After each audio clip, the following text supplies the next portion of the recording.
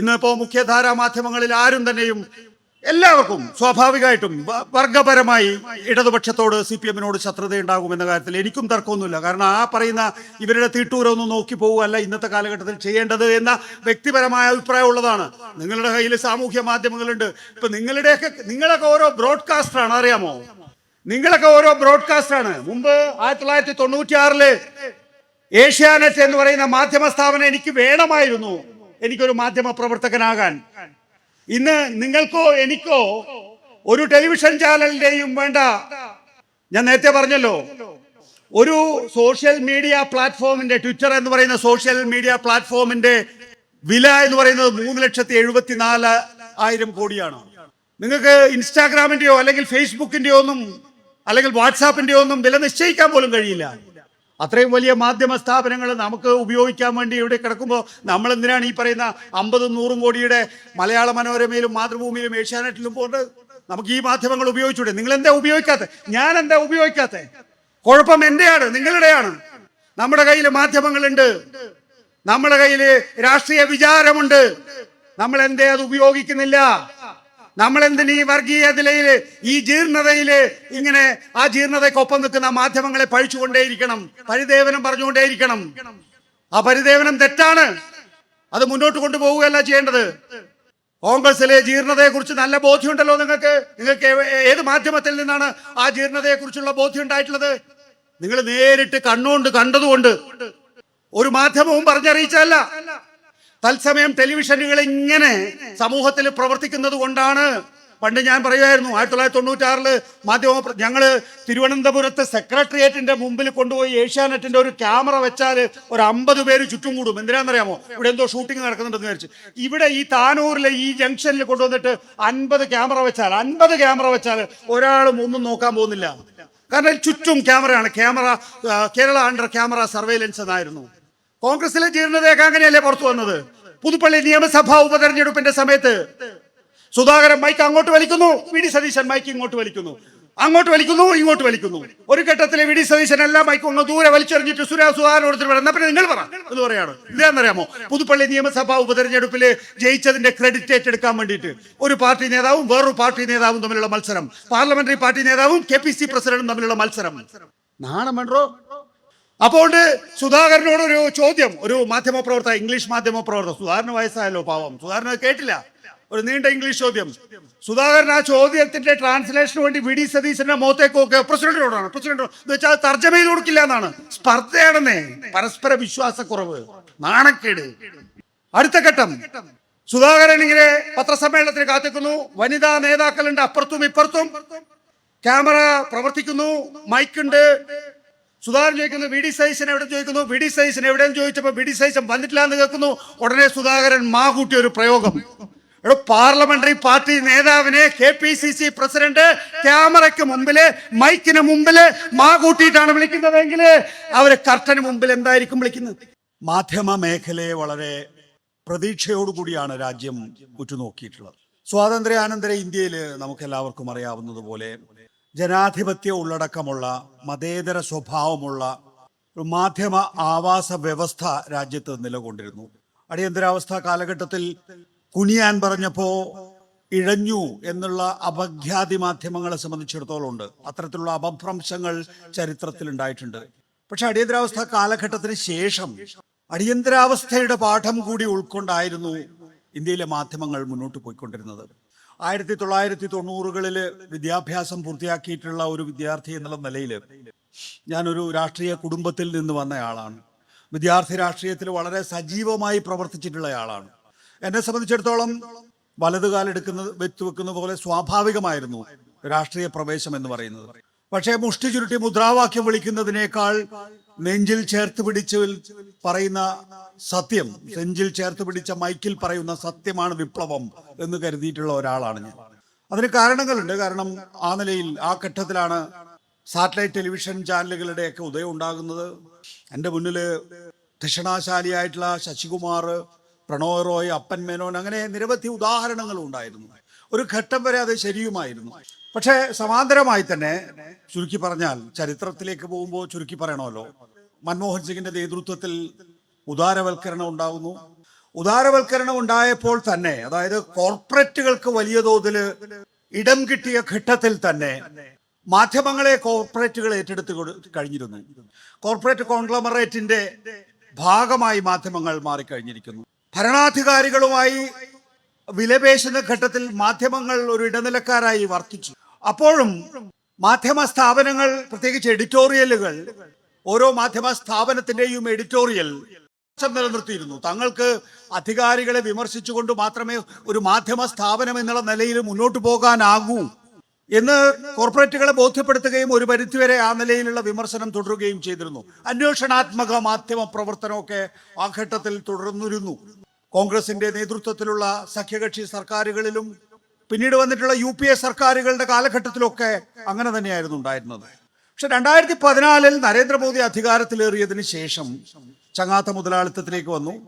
ഒരു ഘട്ടത്തിൽ, അതായത് ഉദാരവൽക്കരണ കാലഘട്ടത്തിൽ, മാധ്യമങ്ങളെ കോർപ്പറേറ്റുകൾ ഏറ്റെടുത്തുകൊണ്ട് ഭരണകൂടവുമായി വിലപേശുകയായിരുന്നുവെങ്കിൽ 2014 ചങ്ങാത്ത മുതലാളിത്തം വന്നതോടുകൂടി ഈ രാഷ്ട്രീയക്കാരുമായി നല്ല രീതിയിൽ ബന്ധം സ്ഥാപിച്ച അംബാനി അദാനിമാരായിക്കൊള്ളട്ടെ, അവര് നേരിട്ട് രാഷ്ട്രീയ പ്രവർത്തനത്തിൽ ഇടപെടുന്നതിന് വേണ്ടി, അതായത് BJP സർക്കാരിനെ, നരേന്ദ്രമോദിയുടെ നേതൃത്വത്തിലുള്ള സർക്കാരിനെ നിലനിർത്തുന്നതിന് വേണ്ടി ഈ മാധ്യമങ്ങളെ ഉപയോഗിച്ചു തുടങ്ങി എന്നുള്ളതാണ്. അതിനുവേണ്ടി പരമാവധി മാധ്യമങ്ങളെ ഏറ്റെടുത്തു കഴിഞ്ഞു. നമുക്കറിയാം 950, എൻ്റെ മേഖല ടെലിവിഷൻ ചാനൽ ആയതുകൊണ്ടാണ് ഞാൻ പറയുന്നത്, 950 ടെലിവിഷൻ ചാനലുകൾ രാജ്യത്തുണ്ട് എന്നാണ് 2021 കണക്ക്. അതിൽ 350ഓളം വാർത്താ ചാനലുകളാണ്. ഇന്ന് രാജ്യത്ത് നിലനിൽക്കുന്ന ടെലിവിഷൻ ചാനലുകളിൽ 72 അംബാനിയുടേതാണ്. NDTV, ദ ക്വിൻറ്റ് അടക്കം ഏറ്റെടുത്തുകൊണ്ട് ഹോസ്റ്റൽ ടേക്ക് ഓവറിലൂടെ അദാനി ഏതാണ്ട് അംബാനിയോട് അടുത്തെത്തി കഴിഞ്ഞിരിക്കുന്നു. കണക്കുകളാണ്, അതിനൊന്നും നമ്മൾ പോകുന്നില്ല. അങ്ങനെ രാഷ്ട്രീയ പ്രവർത്തനം നേരിട്ട് നടത്താൻ തുടങ്ങി. കഴിഞ്ഞ നിയമസഭാ തെരഞ്ഞെടുപ്പിൽ, അതായത് മഹാരാഷ്ട്ര നിയമസഭാ തെരഞ്ഞെടുപ്പിൽ അജിത് പവാർ ഒരു ഓൺലൈൻ ചാനലിന് അഭിമുഖം നൽകിയപ്പോൾ അദ്ദേഹം പറഞ്ഞു, ഞങ്ങള് ഉദ്ധവ് ഠാക്കറെ സർക്കാരിനെ താഴെ ഇറക്കാൻ ശ്രമിച്ചപ്പോ അദാനിയുടെ ഡൽഹിയിലുള്ള വീട്ടിൽ വെച്ചായിരുന്നു ചർച്ച, അദാനിയുടെ സാന്നിധ്യത്തിലായിരുന്നു ചർച്ച എന്നാണ്. ഇപ്പോൾ രാഷ്ട്രീയ പ്രവർത്തനത്തിൽ നേരിട്ട് ഇടപെട്ടു തുടങ്ങിയിരിക്കുന്നു രണ്ടാം ഘട്ടത്തിൽ, പ്രത്യേകിച്ച് നരേന്ദ്രമോദിയുടെ ഘട്ടത്തിൽ. ഇപ്പൊ നമ്മൾ ജീവിക്കുന്നത് എൻ്റെ വിശ്വാസം അനുസരിച്ച് 3-ാം ഘട്ടത്തിലാണ്.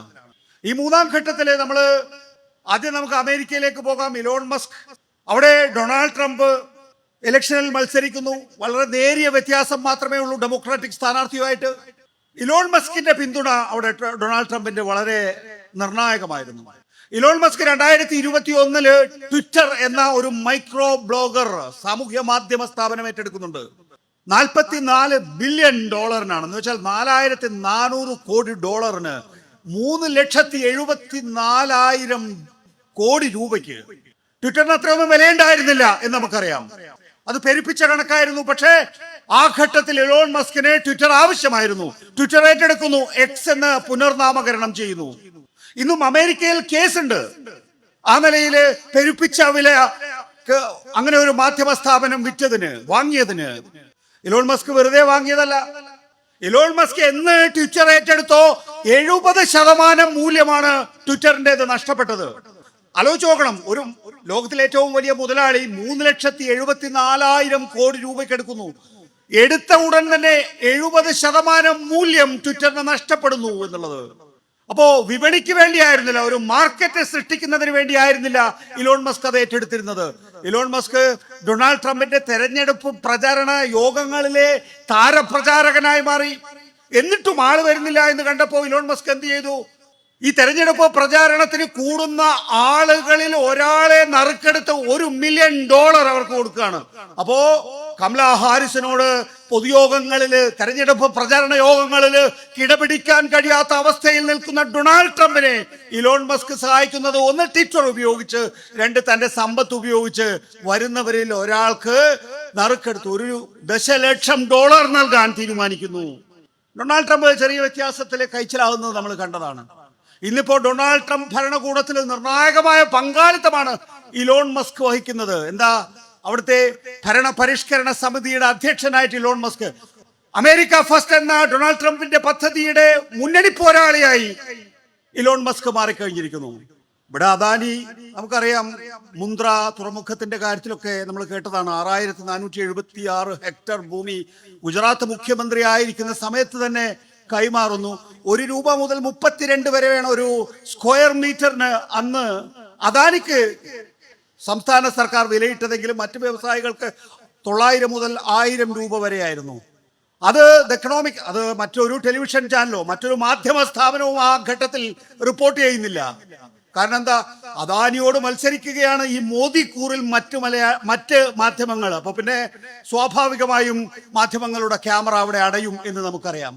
അന്ന് economic and political weekly Paranjoy ഗുഹ താക്കൂർത്ത അദ്ദേഹം അതിന്റെ editor. Economic and political weekly എന്ന് പറയുന്നത് നമ്മുടെ ഈ സിവിൽ സർവീസ് പഠിക്കാൻ പോകുന്ന വിദ്യാർത്ഥികൾ ഏറ്റവും കൂടുതൽ വായിക്കുന്ന ഒരു മാധ്യമ സ്ഥാപനമാണ്, അല്ലെ മാധ്യമമാണ്. കാരണം അത് അത്രയും ക്രെഡിബിൾ ആണത്. ആ എക്കണോമിക് ആൻഡ് പൊളിറ്റിക്കൽ വീക്കിലേക്ക് പോലും പിടിച്ചു നിൽക്കാൻ കഴിഞ്ഞിട്ടില്ല നരേന്ദ്രമോദി സർക്കാരിന്റെ സമ്മർദ്ദത്തെ തുടർന്ന്. പരഞ്ജോയ് ഗുഹ താക്കൂർത്തയ്ക്ക് എഡിറ്റർ സ്ഥാനം നഷ്ടപ്പെടുന്നു. പിന്നീട് നിരവധി, ഇപ്പൊ നമുക്ക് നോക്കിയാൽ നമുക്ക് വളരെ വ്യക്തമായിട്ട് അറിയാം. ആകാശവും ഭൂമിയും അദാനിക്ക് പൂർണ്ണമായും തീരെഴുതി കൊടുത്തു കഴിഞ്ഞിരിക്കുന്നു. ഞാൻ ഒരു ഭംഗി വാക്ക് പോലെ പറയുന്നതല്ല. ആകാശത്തുള്ള സ്പെക്ട്രം, താഴെയുള്ള ഇരുമ്പയിര് 7564 കിലോമീറ്റർ നമ്മുടെ തീരദേശമുണ്ട്. അതില് ഓരോ 500 കിലോമീറ്ററിലും അദാനിയുടെ തുറമുഖങ്ങളാണ്. 7 വിമാനത്താവളങ്ങളുണ്ട്.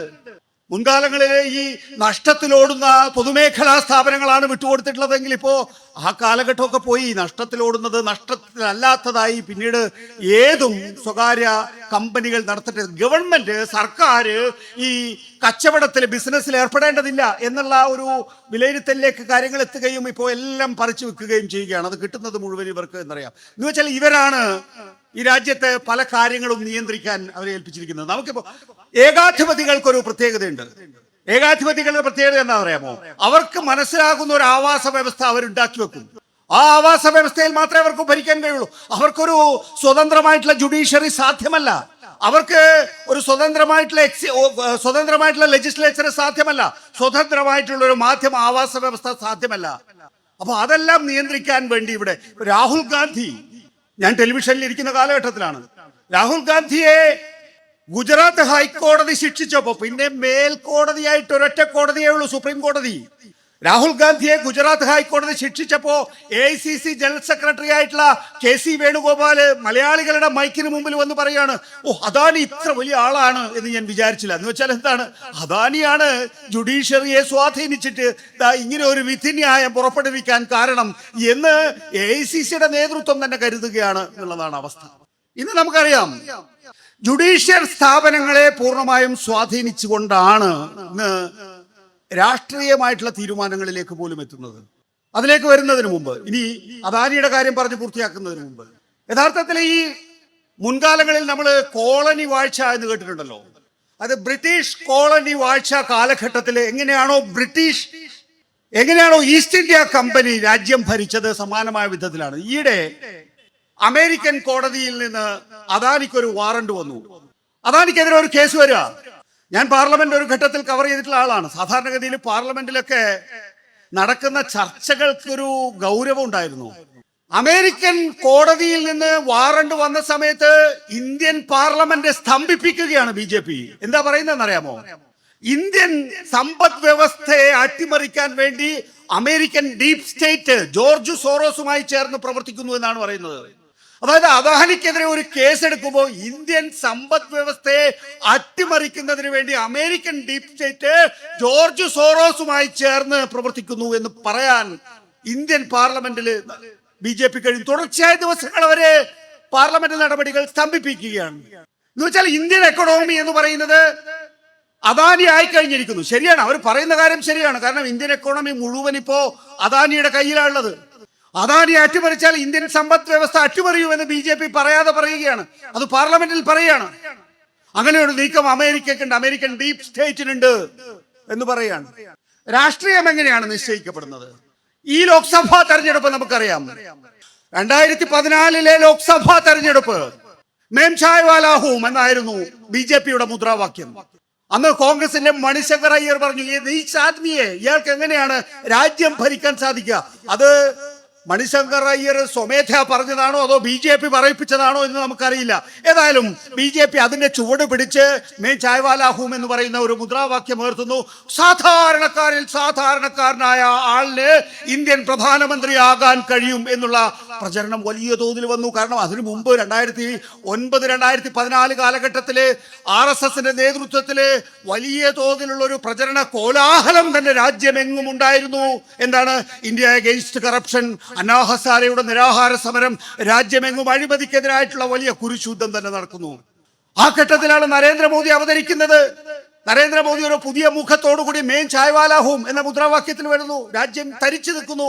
രാജ്യം നരേന്ദ്രമോദിയെ പ്രധാനമന്ത്രിയാക്കുന്നു. 2019 ലോക്സഭാ തെരഞ്ഞെടുപ്പ് ആയപ്പോഴേക്കും പുൽവാമ ബാലക്കോട്ട് വരുന്നു. പുൽവാമയിലെ 40-ലധികം സൈനികര് അതിർത്തിയിൽ ബോംബ് സ്ഫോടനത്തിൽ മരിക്കുന്നു. തുടർന്ന് നമ്മൾ ബാലാക്കോട്ട് ആക്രമണം നടത്തിയെന്നാണ് കേന്ദ്ര സർക്കാർ അവകാശവാദം ഉന്നയിച്ചു. 100 കണക്കിന് തീവ്രവാദികളെ കൊന്നൊടുക്കി എന്നും പറയുന്നു. പക്ഷെ നമുക്ക് തെളിവുകളൊന്നും ഉണ്ടായിരുന്നില്ല. പക്ഷെ രാജ്യം, എന്റെ രാജ്യമാണല്ലോ, രാജ്യം പറയുന്നത് നമുക്ക് കേൾക്കാം. 303 പോയി, 288 നിന്ന് 303 പോയി. ഈ ലോക്സഭാ തെരഞ്ഞെടുപ്പില്, അതായത് 2024 ലോക്സഭാ തെരഞ്ഞെടുപ്പില് പ്രാണപ്രതിഷ്ഠ അയോധ്യയിലെ രാമക്ഷേത്രമാണല്ലോ 1990-കൾ മുതൽ ഇങ്ങോട്ട് BJP ഉയർത്തിപ്പിടിച്ചിട്ടുള്ള വിഷയം. എങ്ങനെയാണ് BJPക്ക് ആ വിഷയം കിട്ടിയത് എന്ന് നമുക്കറിയാം. 1984 കോൺഗ്രസ് ആണ് അവിടെ നിന്ന് പ്രചാരണം തുടങ്ങുന്നത്. ശിലാന്യാസം അനുവദിച്ചതും കോൺഗ്രസ് ആണ് എന്ന് നമുക്കറിയാം. 2024 ആകുമ്പോഴേക്കും രാമക്ഷേത്രത്തിന്റെ പൂർത്തീകരണമാകുന്നു. സാധാരണഗതിയിലെ ഏത് ക്ഷേത്രമായിക്കൊള്ളട്ടെ, പുരോഹിതന്മാരാണത് പ്രാണപ്രതിഷ്ഠ അല്ലെങ്കിൽ പ്രതിഷ്ഠാകർമ്മമൊക്കെ നിർവഹിക്കുക എങ്കിൽ ഇത്തവണ മോഹൻ ഭാഗവതും യോഗി ആദിത്യനാഥും നരേന്ദ്രമോദിയും ചേർന്നാണ്.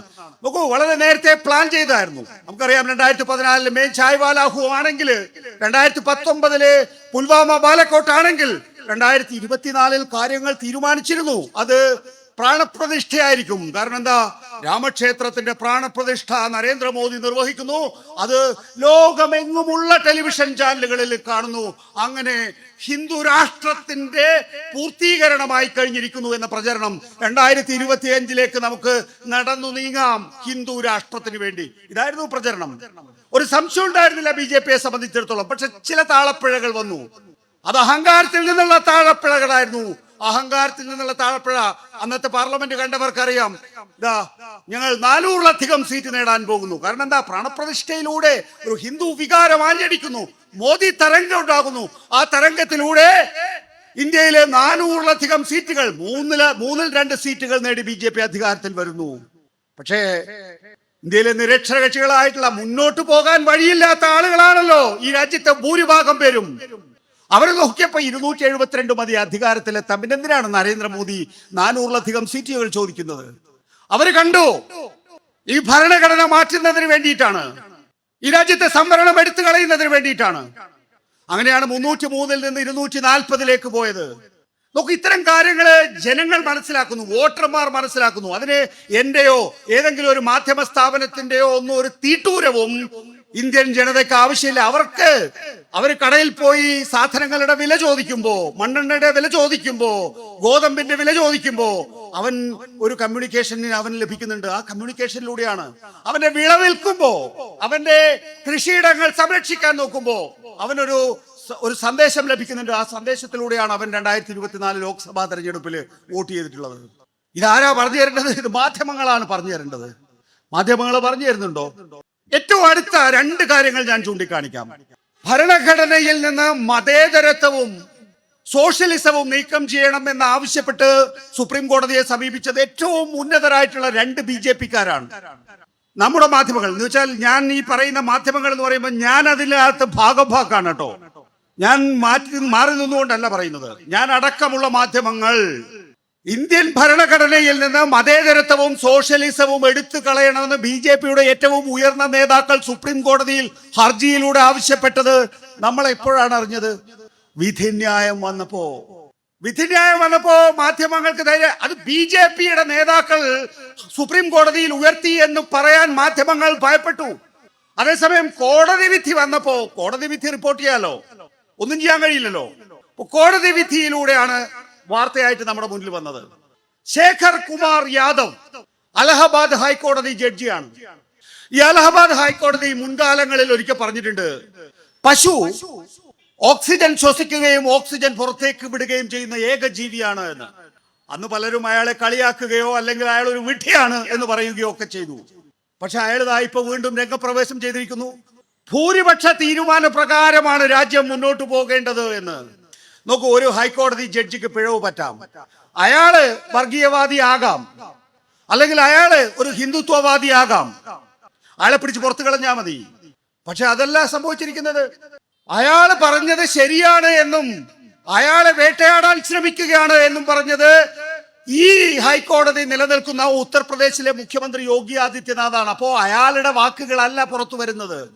ഇന്ത്യ ഭൂരിപക്ഷ തീരുമാനപ്രകാരമാണ് മുന്നോട്ട് പോകേണ്ടത് എന്ന് ഒരു ഹൈക്കോടതി ജഡ്ജി പറയുകയും ആ ഹൈക്കോടതി നിലനിൽക്കുന്ന സംസ്ഥാനത്തിന്റെ മുഖ്യമന്ത്രി യോഗി ആദിത്യനാഥ് അയാൾ പറയുന്നതാണ് ശരിയെന്നും അയാളെ ഇല്ലായ്മ ചെയ്യാൻ ഇന്ത്യയിലെ പ്രതിപക്ഷം ശ്രമിക്കുകയാണെന്നും ആക്ഷേപം ഉന്നയിക്കുന്നു. ഇത് മാധ്യമങ്ങൾ റിപ്പോർട്ട് ചെയ്തോ? നമ്മൾ വാർത്ത കേട്ടിട്ടുണ്ടാവും. അതെപ്പോഴാ കേട്ടത്? സുപ്രീം കോടതി നടപടി വന്നപ്പോ. ഈ വാർത്ത ഇയാൾ പ്രസംഗിച്ച സമയത്ത് റിപ്പോർട്ട് ചെയ്യാൻ മാധ്യമങ്ങൾ തയ്യാറായിരുന്നില്ല. മാധ്യമങ്ങൾ എന്ന് പറഞ്ഞാൽ ഞാൻ എല്ലാ മാധ്യമങ്ങളെയും ഒന്നും പറയുന്നില്ല. ഹിന്ദു അടക്കമുള്ള മാധ്യമങ്ങൾ അത് വളരെ പ്രാധാന്യത്തോടു കൂടി റിപ്പോർട്ട് ചെയ്തിരുന്നു. പിന്നീട് സുപ്രീം കോടതി അത് സ്വമേധയാ തങ്ങളുടെ ശ്രദ്ധയിൽപ്പെട്ടു എന്നും കൊളീജിയം അയാളെ വിളിച്ചു വരുത്തുമെന്നും പറഞ്ഞപ്പോഴാണ് മാധ്യമങ്ങൾ മുമ്പ് പറഞ്ഞ പ്രസ്താവന അടക്കം വെച്ച് റിപ്പോർട്ട് ചെയ്തിട്ടുള്ളത്. നോക്കൂ, രാജ്യം എങ്ങോട്ടാണ് പോകുന്നത് എന്ന് റിപ്പോർട്ട് ചെയ്യുന്നതിൽ മാധ്യമങ്ങൾ പരാജയപ്പെട്ടിരിക്കുന്നു എന്നുള്ള അവസ്ഥയിലേക്കാണ് എത്തിയിരിക്കുന്നത്. ബാബറി മസ്ജിദിന്റെ കാര്യം അറിയാം, നമുക്ക് തുടർച്ചയായത് പറഞ്ഞുകൊണ്ടിരിക്കേണ്ട കാര്യമില്ല. എന്നാലും ഞാൻ കെ സുധാകരൻ പറഞ്ഞതുപോലെ ജാംബവാന്റെ കാലത്ത് നടന്ന വിഷയമായിട്ട് അതിനെ കാണുന്നുമില്ല. 1992 ബാബറി മസ്ജിദ് തകർത്തത് എഗ്രീജിയസ് ക്രൈം, ഏറ്റവും ഹീനമായ കുറ്റകൃത്യം എന്നാണ് സുപ്രീം കോടതി പറഞ്ഞത്. ഞാനല്ല കേട്ടോ, CPM അല്ല, ഇടതുപക്ഷമല്ല, ഏതെങ്കിലും രാഷ്ട്രീയ പാർട്ടി അല്ല. സുപ്രീം കോടതി പറയുന്നു ഖണ്ഡിതമായി എഗ്രീജിയസ് ക്രൈം, ഏറ്റവും ഹീനമായിട്ടുള്ള കുറ്റകൃത്യം. അത് കഴിഞ്ഞ് സുപ്രീം കോടതി അയോധ്യ ഭൂമി എന്തു ചെയ്യണമെന്ന് തീരുമാനിക്കുന്നു. അയോധ്യ ഭൂമി ഈ എഗ്രീജിയസ് ക്രൈം, ഈ ഹീനമായ കുറ്റകൃത്യം ചെയ്തിട്ടുള്ള ആൾക്ക്, അയോധ്യയിലെ ആളുകൾക്ക് അയോധ്യയിലെ ഭൂമി വിട്ടുകൊടുക്കുന്നു. ഇതെങ്ങനെയാണ് പരസ്പരം ചേർന്ന് പോകുന്നത്? ഈ ലോജിക്കൊന്നും നമ്മൾ ആലോചിക്കണ്ടേ? 5 ജഡ്ജിമാരുണ്ടായിരുന്നു. പ്രിയപ്പെട്ട സുഹൃത്തുക്കളെ, ഞാൻ പറയുന്നൊന്നും നിങ്ങൾ കേൾക്കണ്ട. ചരിത്രത്തിലെ വസ്തുതകളുണ്ട്. ചരിത്രത്തിന്റെ താളുകളിലേക്കൊന്നും പോകണ്ടോ, വർത്തമാന പത്രങ്ങളുടെ താളുകളിൽ തന്നെ ഉണ്ട് ഇത്. ഈ 5 ജഡ്ജിമാര് നേരെ പോയിരിക്കുന്ന രഞ്ജൻ ഗൊഗോയ് ആണ് ചീഫ് ജസ്റ്റിസ്. രഞ്ജൻ ഗൊഗോയ് എവിടെ ചെന്നിരുന്നു? രാജ്യസഭയിലേക്ക് പോയിരുന്നു. മറ്റൊരു ജഡ്ജ് ഗവർണറായി പോയിരുന്നു ആന്ധ്രാപ്രദേശിൽ. മറ്റൊരു ജഡ്ജ് NCLT-യുടെ തലവന്. NCLT എന്ന് പറയുന്നത് ഈ രാജ്യത്തെ കോർപ്പറേറ്റുകളുടെ വ്യവഹാരം നിയന്ത്രിക്കുന്ന കോടതി. ആ കോടതിയുടെ തലപ്പത്ത് പോയിരുന്നു. ബാക്കി 2 ജഡ്ജിമാരും ചീഫ് ജസ്റ്റിസുമാരായി. ഈയിടെ ചീഫ് ജസ്റ്റിസ് DY ചന്ദ്രചൂഡ് പറയാണ്, ഞാൻ പല അഡ്ജുഡിക്കേഷനിലും ബുദ്ധിമുട്ട് അനുഭവിക്കുമ്പോൾ ദൈവത്തോട് പ്രാർത്ഥിക്കാറുണ്ട്. എനിക്ക് ദൈവമാണ് വിധിന്യായം പറഞ്ഞു തരാറുള്ളത്. DY ചന്ദ്രചൂഡ് ആണ് അയോധ്യ വിധി എഴുതിയത്. ഇപ്പോൾ റിട്ടയർ ചെയ്ത ചീഫ് ജസ്റ്റിസ്. അദ്ദേഹം അയോധ്യ കേസ് എടുത്തു പറയാണ്. അദ്ദേഹം പറയാണ്, അയോധ്യ കേസിൽ ഞാൻ ദൈവത്തോട് പ്രാർത്ഥിച്ചു, ദൈവം എനിക്ക് വഴി കണ്ടെത്തി തന്നു. സാധാരണഗതിയിൽ എങ്ങനെയാണ് ജഡ്ജിമാര് ഒരു വിധിന്യായം പുറപ്പെടുവിക്കുക എന്ന് വിധിന്യായം വായിച്ച നിങ്ങൾക്ക് എല്ലാവർക്കും അറിയാം. ആദ്യം എങ്ങനെ ഒരു വിധിന്യായത്തിലേക്ക് എത്തണം എന്നത് സംബന്ധിച്ച ഒരു നിഗമനത്തിലാണ് എത്തുക, വിവിധ വിഷയങ്ങൾ പരിശോധിച്ചുകൊണ്ട്. അതിനുശേഷമാണ് ഒരു ജഡ്ജ്മെന്റ് ഉണ്ടാവുക. ഇവിടെ DY ചന്ദ്രചൂഡിനെ സംബന്ധിച്ചിടത്തോളം ആദ്യം തന്നെ ജഡ്ജ്മെന്റ് കിട്ടി, അദ്ദേഹത്തിന് വിധിന്യായം കിട്ടി. പിന്നെ അതിന്റെ കാരണങ്ങൾ, നിയമപരമായ കാരണങ്ങൾ അദ്ദേഹത്തിന്റെ ജഡ്ജിന്റെ കോട്ടിട്ട് എഴുതി ചേർക്കുക മാത്രമാണ് വേണ്ടി വന്നിട്ടുള്ളത് എന്ന്. നമ്മുടെ നാട്ടിലെ DY ചന്ദ്രചൂഡിനെ പോലുള്ളവർക്ക് യാതൊരു ക്ഷാമവുമില്ല. ഈ നിലയിൽ ചിന്തിക്കുന്നവർക്ക് യാതൊരു ക്ഷാമവുമില്ല. കാരണം എന്താ?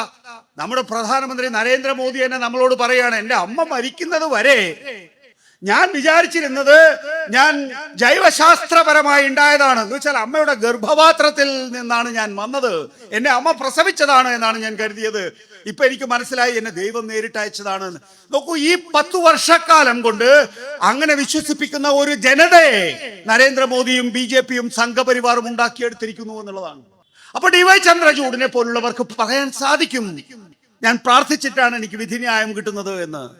നമ്മുടെ സുരേഷ് ഗോപിയെ പോലുള്ളവർക്ക് പറയാൻ കഴിയും, ഇത് മായക്കാഴ്ചയായിരുന്നു എന്ന്. നമ്മൾ ടെലിവിഷനിൽ കണ്ട കാര്യങ്ങൾ, സ്വന്തം പാർട്ടി അധ്യക്ഷൻ തൊട്ടു മുമ്പത്തെ പ്രസംഗത്തിൽ ചൂണ്ടിക്കാണിച്ച കാര്യം പോലും മായക്കാഴ്ചയാണ് എന്ന് സുരേഷ് ഗോപിയെ പോലുള്ളവർക്ക് പറയാൻ കഴിയും ഈ രാജ്യത്ത്.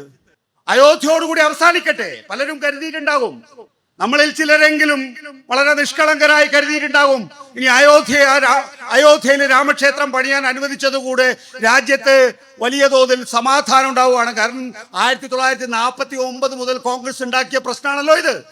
1984 ശിലാന്യാസം അനുവദിച്ചതോടുകൂടി അത് ഗുരുതരമായല്ലോ. കോൺഗ്രസ് ഭരണകാലഘട്ടത്തിലെ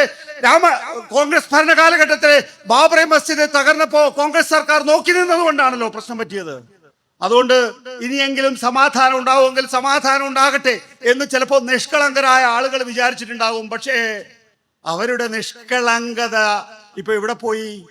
10ഓളം ബാബറി മസ്ജിദുകൾ സൃഷ്ടിക്കുന്നതിന് വേണ്ടിയിട്ടുള്ള ശ്രമങ്ങളാണ് ഇപ്പോൾ സംഘപരിവാർ നടത്തിക്കൊണ്ടിരിക്കുന്നത്. സംഭാലില് 5 ചെറുപ്പക്കാരെ വെടിവെച്ച് കൊന്നു. പോലീസ് പറയുന്നത് ഞങ്ങളല്ല വെടിവെച്ചത്. നോക്കൂ, നമ്മുടെ നാട്ടിലൊക്കെ ലോകത്തെല്ലായിടത്തും പോലീസ് വെടിവെപ്പ് ഉണ്ടാകാറുണ്ട്. ഉത്തർപ്രദേശിലെ പോലീസ് വെടിവെച്ച ആളുകളെ കൊന്നാലേ പോലീസ് അവകാശപ്പെടുകയാണ് ഞങ്ങളല്ല വെടിവെച്ച് കൊന്നത്, ഇത് പ്രകടനക്കാര് സ്വമേധ അങ്ങോട്ടും ഇങ്ങോട്ടും വെടിവെച്ചതാണെന്നാ പറയുന്നത്. പോട്ടെ, എങ്ങനെയുണ്ടായി? DY ചന്ദ്രചൂഡ് പറയാണ് 1991 നിയമം, ഞാൻ അതിന്റെയും വിശദാംശങ്ങളിലേക്ക് പോകുന്നില്ല, കുറെ പറയാനുണ്ടാവും.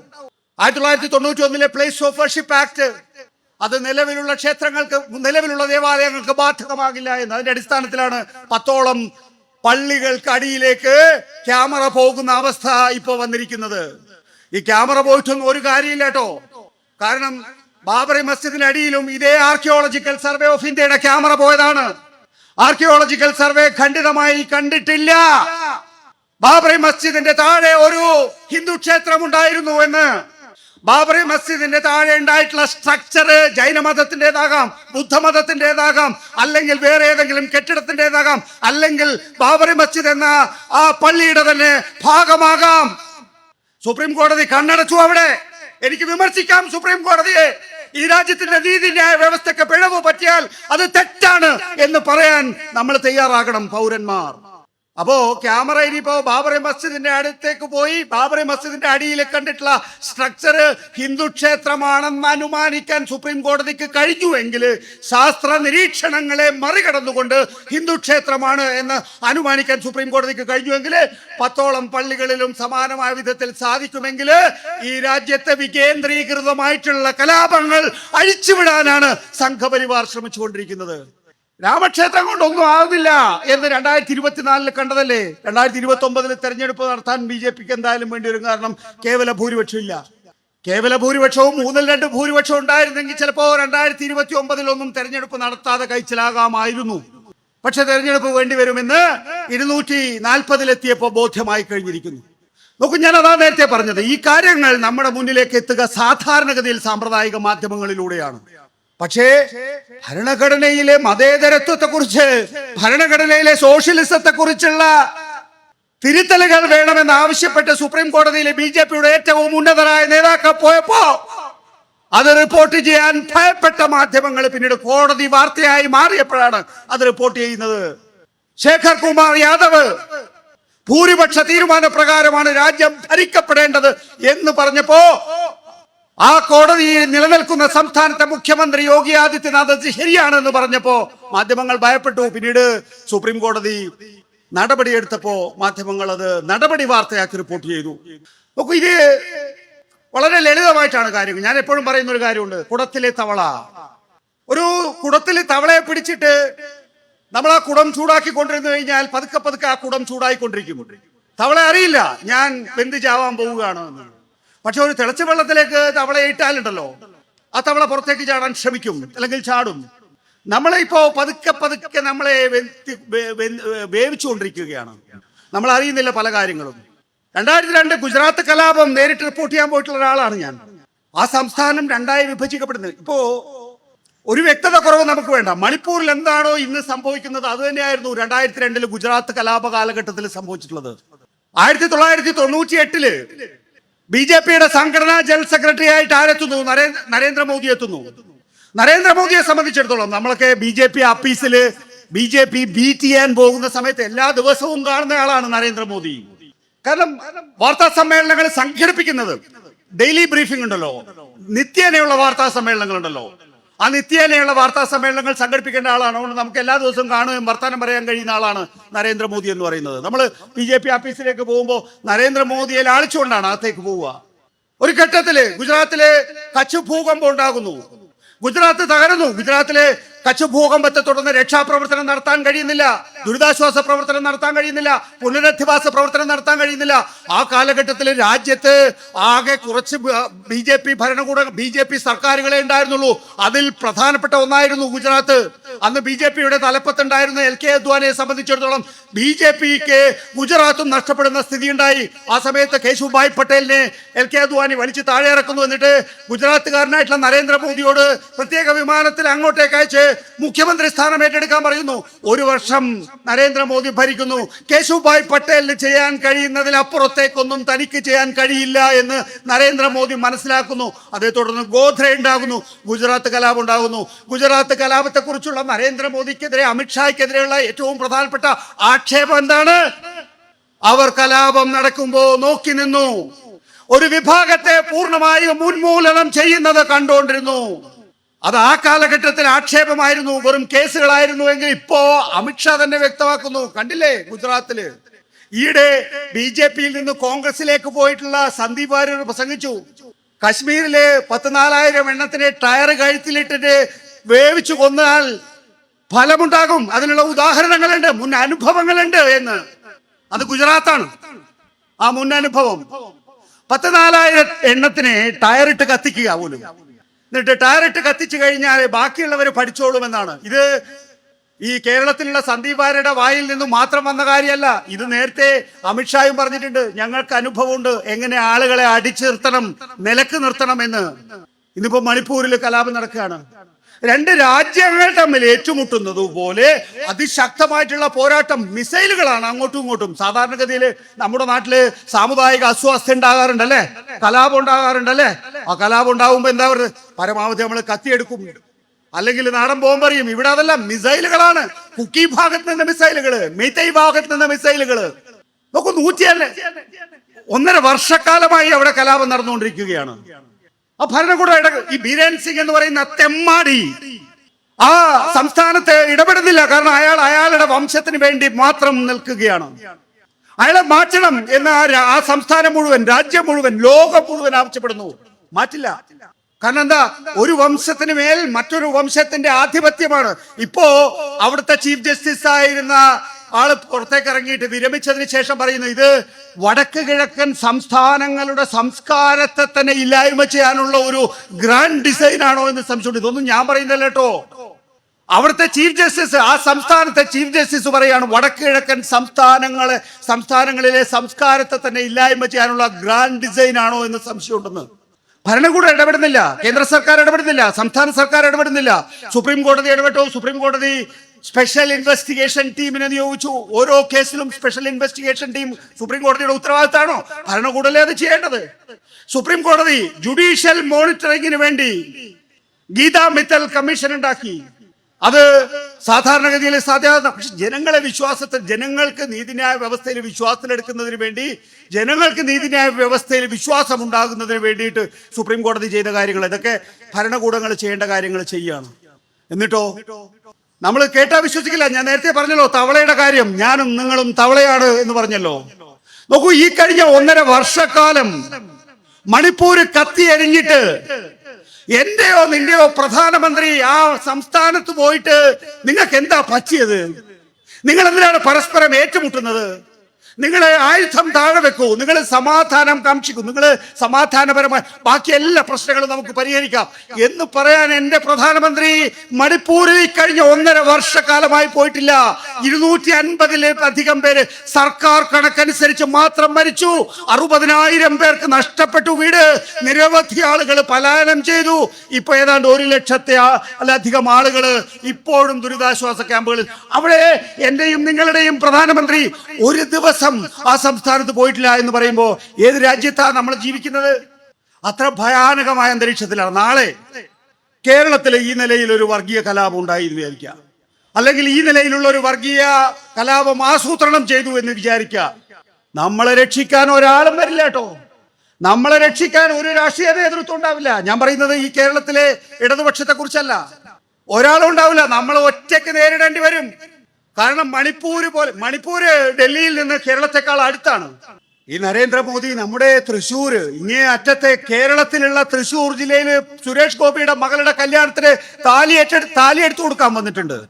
അഹമ്മദാബാദിലെ ക്രിക്കറ്റ് ഫൈനൽ നമ്മുടെ കളിക്കാർ തോറ്റപ്പോ അവരുടെ ഡ്രസ്സിംഗ് റൂമിൽ അവരുടെ അനുവാദം ഇല്ലാതെ പോയി അവരെ സാന്ത്വനിപ്പിച്ചിട്ടുണ്ട്. പക്ഷേ മണിപ്പൂരിൽ പോയിട്ടില്ല. ഗുജറാത്തിൽ സംഭവിച്ചു, ഞാൻ നേരിട്ട് കണ്ടതാണത്. 2014 ലോക്സഭാ തെരഞ്ഞെടുപ്പിനെ കുറിച്ച് ഇപ്പോഴത്തെ India today consulting എഡിറ്ററായ Rajdeep Sardesai ഒരു പുസ്തകം എഴുതിയിട്ടുണ്ട്. ആ പുസ്തകത്തിൽ ഞാനും രാജ്ദീപ് സർദേശായി ഒക്കെ അന്ന് ഒന്നിച്ച് യാത്ര ചെയ്തവരാണ്. ആ പുസ്തകത്തിൽ പറയുന്നു, നരേന്ദ്രമോദി, ഞാൻ പറഞ്ഞല്ലോ 98 മുതൽ നരേന്ദ്രമോദിയെ അടുത്തറിയുന്നവരാണ് നമ്മളെപ്പോലുള്ള മാധ്യമ പ്രവർത്തകർ. ഞങ്ങളെക്കാളും നന്നായിട്ട് അറിയുന്നവരാണ് ഹിന്ദി മാധ്യമ പ്രവർത്തകരും ഇന്ത്യൻ ഇംഗ്ലീഷ് മാധ്യമ പ്രവർത്തകരും. അവരൊക്കെ നിരന്തരം രാജ്ദീപിന്റെ 2014 പുസ്തകത്തിൽ പറയുന്നുണ്ട്, ആ സമയത്ത് NDTVയുടെ ചർച്ചയില്, സ്റ്റാർ ന്യൂസ് നടത്തിയിട്ടുള്ള NDTVയുടെ ചർച്ചയില് BJPയുടെ ഔദ്യോഗിക പ്രതിനിധികളെ കിട്ടാതാകുമ്പോ ഈ സ്റ്റോപ്പ് ക്യാപ്പ് അറേഞ്ച്മെന്റായി പെട്ടെന്ന് നരേന്ദ്രമോദിയെ വിളിക്കും. അപ്പൊ നരേന്ദ്രമോദി സ്വന്തമായി ടാക്സി പിടിച്ചിട്ട് ഇവരുടെ സ്റ്റുഡിയോയിലേക്ക് എത്തി ചർച്ചയിൽ പങ്കെടുക്കുന്ന ആളാന്ന് വെച്ചാൽ വളരെ ഔത്സുക്യമായിരുന്നു ഈ പറയുന്ന ടെലിവിഷൻ ചർച്ചകളിൽ. അങ്ങനെ തന്റെ മുഖം നാട്ടുകാരെ കാണിക്കുന്നതിന് വേണ്ടി അത്രയധികം പരിചയമുള്ള ആളാണ്. നരേന്ദ്രമോദിയുടെ വസതിയിൽ പോയി നരേന്ദ്രമോദിയെ കണ്ട് പുറത്തിറങ്ങുമ്പോൾ ഉണ്ടല്ലോ, രാജ്ദീപ് സർദേശായിയെയും സംഘത്തെയും ഒരു കൂട്ടം ഹിന്ദുത്വവാദികള് പിടിച്ചു വെക്കുമ്പോ അവർ പറയാണ്, ഞാൻ രാജ്ദീപ് സർദേശായി, ഇതാ എന്റെ കൂടെയുള്ളത് ക്യാമറാമാൻ, അല്ലെങ്കിൽ എന്റെ കൂടെയുള്ള ക്രൂ ഇവരാണ് എന്ന് പറയാണ്. ഇവരൊക്കെ ഹിന്ദുമത വിശ്വാസികളാണ് പേരിലെങ്കിലും രാജ്ദീപൊക്കെ വിശ്വാസിയാണ്, എനിക്ക് വ്യക്തിപരമായി അറിയുന്ന ആളാണ്, ഹിന്ദുമത വിശ്വാസികളാണ്. പക്ഷെ ഇവർക്ക് അതൊന്നും വിഷയമല്ല. അവരോട് പറയുന്നുണ്ട്, നരേന്ദ്രമോദി എന്റെ സുഹൃത്താണ്, ഞങ്ങളിപ്പോ നരേന്ദ്രമോദിയെ കണ്ടിട്ട് വരികയാണ് എന്ന് പറയുമ്പോ പുച്ഛച്ചിരിയാണ് ഈ പറയുന്ന ഹിന്ദുത്വവാദികള്. അവസാനം അവര് ഈ ഹിന്ദുത്വവാദികളിൽ നിന്ന് രക്ഷപ്പെടാൻ വേണ്ടി മുണ്ടഴിച്ച് കാണിച്ചു കൊടുക്കേണ്ടി വന്നു. അവന്റെ ഐഡന്റിറ്റി അവിടെ പ്രശ്നമല്ല, അവന്റെ പേരവിടെ പ്രശ്നമല്ല, അവനൊരു മാധ്യമ പ്രവർത്തകനാണെന്നത് പ്രശ്നമല്ല.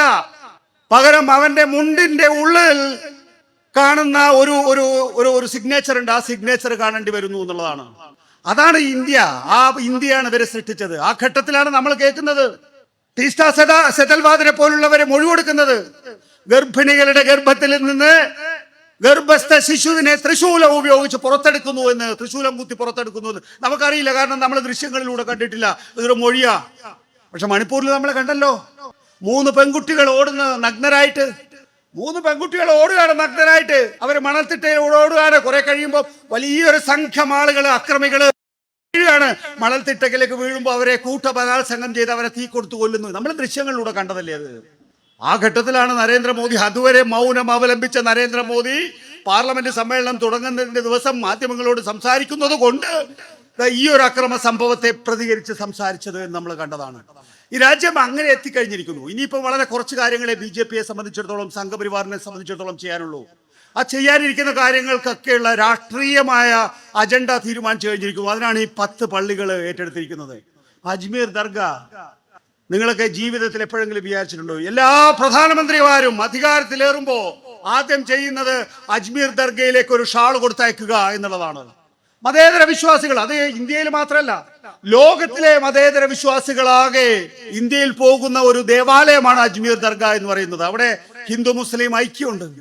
നമ്മൾ തന്നെ എത്ര സിനിമകളിലാണ്, മലയാള സിനിമകളിലാണ് അജ്മീർ ദൃശ്യവൽക്കരിച്ചിട്ടുള്ളത്. എന്തിനാണ്? മതേതര ഒരു ദേവാലയം എന്നുള്ള നിലയിൽ. ഇന്നിപ്പോ അതിന്റെ അടിയിലേക്കും ഇവന്റെ ക്യാമറ പോയിക്കൊണ്ടിരിക്കുകയാണ് എന്നുള്ളതാണ്. ഞാൻ പറയുന്നത് എത്രയേ ഉള്ളൂ. നോക്കൂ, ഹിന്ദുത്വം എന്ന് പറയുന്നത് ഇപ്പോ ഈ കാലഘട്ടത്തിൽ പൊട്ടിമുളച്ചതൊന്നുമല്ല. ഇന്ത്യയിലെ സ്വാതന്ത്ര്യ സമര കാലഘട്ടത്തിൽ നമുക്കറിയാം, ബ്രിട്ടീഷ് സാമ്രാജ്യത്വത്തിനെതിരായിട്ടുള്ള വലിയ പോരാട്ടം നടക്കുമ്പോൾ തന്നെ ഈ രാജ്യത്തെ ഹിന്ദുത്വ ശക്തികൾ ഉണ്ടായിരുന്നു. പക്ഷെ അന്ന് ഐഡന്റിറ്റി പൊളിറ്റിക്സ്, ഹിന്ദുത്വ പൊളിറ്റിക്സ് അത് വിജയം കണ്ടില്ല. കാരണം എന്താ? ആ കാലഘട്ടത്തില് ദേശീയധാരക്കൊപ്പമായിരുന്നു ഈ രാജ്യത്തെ ബഹുഭൂരിപക്ഷം ജനങ്ങള്. ഈ രാജ്യത്തെ ബ്രിട്ടീഷ് സാമ്രാജ്യത്വത്തിനെതിരായി ജീവൻ കൊടുത്ത് യുദ്ധം ചെയ്യുന്ന കമ്മ്യൂണിസ്റ്റുകാർക്കൊപ്പവും സോഷ്യലിസ്റ്റുകൾക്കൊപ്പവും ദേശീയവാദികൾക്കൊപ്പവുമായിരുന്നു ഇന്ത്യൻ ജനത. അതുകൊണ്ട് തന്നെ ഹിന്ദുത്വ ശക്തികൾക്ക് പിന്നീട് നമ്മൾ കാണേണ്ടത്, നമ്മളിപ്പോ ഭരിച്ചുകൊണ്ടിരിക്കുന്ന ആരാന്നറിയാമോ? ഞാൻ വീണ്ടും തവള പ്രയോഗം എടുത്ത് പ്രയോഗിക്കുകയാണ്. നമ്മളെ ഇപ്പോ ഭരിച്ചുകൊണ്ടിരിക്കുന്നത് ഇന്ത്യൻ സ്വാതന്ത്ര്യ സമരത്തെ ഒറ്റുകൊടുക്കുകയും അതിന്റെ മുന്നണി പോരാളിയെ സ്വാതന്ത്ര്യത്തിന് ശേഷം വെടിവെച്ചു കൊല്ലുകയും ചെയ്ത ആശയധാരയാണ്. സംശയമുണ്ടോ അക്കാര്യത്തിൽ? ആ ആശയധാര എങ്ങനെയാണോ അതിന്റെ ആദ്യത്തെ സർസംഘചാലകുമാരിലൂടെ ഈ രാജ്യം എങ്ങനെ പോകണമെന്ന് നിർദ്ദേശിച്ചത്, അതിലേക്ക് എത്താൻ വേണ്ടി ഒരുപക്ഷെ 70 വർഷം വൈകിയിട്ടുണ്ടാകും. ആ 70 വർഷം വൈകിയ കാലഘട്ടത്തിലൂടെയാണ് നമ്മൾ പോകുന്നത്. ഈ രാജ്യത്തെ ജനാധിപത്യവും മതേതരത്വവും നിലനിർത്തുന്നതിന് വേണ്ടി അഹോരാത്രം പോരാടുന്നവരാണ് ഇന്ത്യയിലെ കമ്മ്യൂണിസ്റ്റുകള്, ഇന്ത്യയിലെ മതേതരവാദികളാകെ. 2024 ലോക്സഭാ തെരഞ്ഞെടുപ്പില് ഇന്ത്യ ബ്ലോക്ക് രൂപീകരിക്കുന്നതിന് കാരണക്കാരൻ ആരാണെന്ന് നിങ്ങൾക്കറിയാം. 2023 കാലഘട്ടത്തിന്റെ തുടക്കത്തില് ആം ആദ്മി പാർട്ടി, ഇടതുപക്ഷത്തിന്റെ ഏറ്റവും അടുത്ത ബന്ധു, മതേതര പാർട്ടികളില് ഏറ്റവും അടുത്ത ബന്ധു, ഒരു കാഴ്ചപ്പാട് മുന്നോട്ട് വെക്കുകയാണ്. നമുക്കൊരു G8 ഉണ്ടാക്കാം BJPക്കെതിരായ പോരാട്ടത്തിൽ. പക്ഷെ കോൺഗ്രസിന്റെ ഈ വിഴുപ്പ് ഭാണ്ഡം നമുക്ക് പറ്റില്ല. അതുകൊണ്ട് കോൺഗ്രസ് ഇല്ലാത്ത, BJP ഇല്ലാത്ത ഒരു മുന്നണി രൂപീകരിക്കാം G8 എന്ന പേരിൽ. പക്ഷേ കണ്ണൂരിൽ ചേർന്ന 23-ാം പാർട്ടി കോൺഗ്രസ് അർത്ഥശങ്കയ്ക്കിടയില്ലാത്ത വിധം വ്യക്തമാക്കുന്നു, BJPക്കെതിരെ വീഴുന്ന എല്ലാ വോട്ടുകളും പരമാവധി സമാഹരിക്കണം, ഒരൊറ്റ സ്ഥാനാർത്ഥി ഉണ്ടാകണം, ആസ് ഫാർ ആസ് പോസിബിൾ. എവിടെയൊക്കെ സാധ്യമാണോ അവിടെയൊക്കെ ആ തരത്തിലൊരു സഖ്യമുണ്ടാകണം, അല്ലെങ്കിൽ ഒരു ബന്ധമുണ്ടാകണം, ഐക്യമുണ്ടാകണം. അതിന്റെ അടിസ്ഥാനത്തിലാണ് പട്നയിൽ യോഗം ചേർന്നത്, ബംഗളൂരുവിൽ യോഗം ചേർന്നത്, മുംബൈയിൽ യോഗം ചേർന്നത്, ന്യൂദില്ലിയിൽ യോഗം ചേർന്നത്. എന്താ സംഭവിച്ചത്? അതിനിടയിൽ മധ്യപ്രദേശ്, രാജസ്ഥാൻ, ഉത്തരാഖണ്ഡ് തെരഞ്ഞെടുപ്പ് വരുന്നു. കോൺഗ്രസിനെ സംബന്ധിച്ചിടത്തോളം അങ്ങനെ ഈ 3 സംസ്ഥാനങ്ങളിൽ ആധികാരിക വിജയം നേടിയാൽ ആ സമയത്ത് കോൺഗ്രസിന്റെ നേതൃത്വം വേണ്ട എന്നത് സംബന്ധിച്ച് വലിയ ചർച്ചകൾ നടന്നുകൊണ്ടിരിക്കുകയായിരുന്നു. അരവിന്ദ് കെജ്രിവാൾ പ്രാപ്തനാണ്, മമതാ ബാനർജി പ്രാപ്തനാണ്. അങ്ങനെ വ്യത്യസ്ത നേതാക്കളുടെ പേരുകൾ ഉയർന്നു വന്നു. അങ്ങനെ പേരുകൾ ഉയർന്നു വന്നപ്പോൾ കോൺഗ്രസ് ഭയപ്പെട്ടു, തങ്ങളുടെ കയ്യിൽ നിന്ന് അധികാരം ചോർന്നു പോകുമോ എന്ന ആശങ്ക കോൺഗ്രസിനെ സംബന്ധിച്ചിടത്തോളം ഉണ്ടായി. കോൺഗ്രസ് എന്ത് ചെയ്തു? കോൺഗ്രസ് മധ്യപ്രദേശ്, രാജസ്ഥാൻ, ഉത്തരാഖണ്ഡ് സംസ്ഥാനങ്ങളിലെ നിയമസഭാ തെരഞ്ഞെടുപ്പ് വന്നപ്പോ ഇന്ത്യ ബ്ലോക്കിൽ നിന്ന് വിട്ടുവന്നു. 5 മാസം നഷ്ടപ്പെട്ടു. അതിന്റെ അടിസ്ഥാനത്തില് നിതീഷ് കുമാർ പോയി, ഇപ്പുറത്ത് നിന്ന് ഉത്തർപ്രദേശിൽ നിന്ന് RLD പോയി. യഥാർത്ഥത്തില് കോൺഗ്രസ് ആ മധ്യപ്രദേശ്, രാജസ്ഥാൻ, ഉത്തരാഖണ്ഡ് തെരഞ്ഞെടുപ്പിന്റെ 5 മാസക്കാലം ഇതിൽ നിന്ന് വിട്ടുനിന്നില്ലായിരുന്നുവെങ്കിൽ, നിതീഷ് കുമാറിന് കൃത്യമായ റോൾ കൊടുത്തിരുന്നുവെങ്കിൽ ഇന്ന് ഇന്ത്യ ഭരിക്കുമായിരുന്നത് ഇന്ത്യ ബ്ലോക്ക് ആയിരുന്നു. വല്ല സംശയം ഉണ്ടോ കാര്യത്തില്? ഞാൻ ടെലിവിഷൻ സ്റ്റുഡിയോയില് പല ഘട്ടങ്ങളില് എന്റേതായ വിധത്തില് എനിക്ക് കിട്ടുന്ന അറിവുകൾ വെച്ച് ഞാൻ പ്രവചിച്ചിട്ടുള്ളതാണ് 240 മുകളിൽ പോകാൻ ഒരു സാധ്യതയില്ല എന്ന്. കാരണം എന്താ? ഈ രാജ്യത്ത് എന്താണ് നടക്കുന്നത് എന്ന് സംബന്ധിച്ച് ഏറ്റവും കുറഞ്ഞത് നമുക്ക് ഈ സമാന്തര മാധ്യമങ്ങളിൽ നിന്നുള്ള വിവരങ്ങളുണ്ട്. ഈ 240 ഒരു 32 സീറ്റുകൾ കൂട്ടിച്ചേർക്കാൻ ഈ നിതീഷ് കുമാറും RLDയും പൊഴിഞ്ഞു പോയിട്ടുള്ള ഇന്ത്യ ബ്ലോക്കിലെ ഘടകകക്ഷികളൊക്കെ ഉണ്ടായിരുന്നെങ്കിൽ സാധ്യമാകുമായിരുന്നു. 272 സാധ്യമാവുകയാണെങ്കിൽ BJPയുടെ അന്ത്യം കുറിക്കാൻ 2024 തന്നെ സാധിക്കുമായിരുന്നു എന്നുള്ളതാണ്. പക്ഷെ കോൺഗ്രസ് സമ്മതിച്ചില്ല. കോൺഗ്രസിന് പരാജയപ്പറ്റി. പോട്ടെ, കോൺഗ്രസ് ഒരു ഘട്ടത്തിൽ ചിലപ്പോൾ ചില തെറ്റുകൾ പറ്റുമല്ലോ. ചരിത്രത്തിന്റെ പല സന്ധികളിൽ ഇടതുപക്ഷത്തിന്, കമ്മ്യൂണിസ്റ്റ് പാർട്ടിക്ക് തെറ്റുകൾ പറ്റിയിട്ടുണ്ടല്ലോ, പറ്റുമായിരിക്കും. അവരനുഭവങ്ങളിൽ നിന്ന് പഠിക്കണ്ടേ?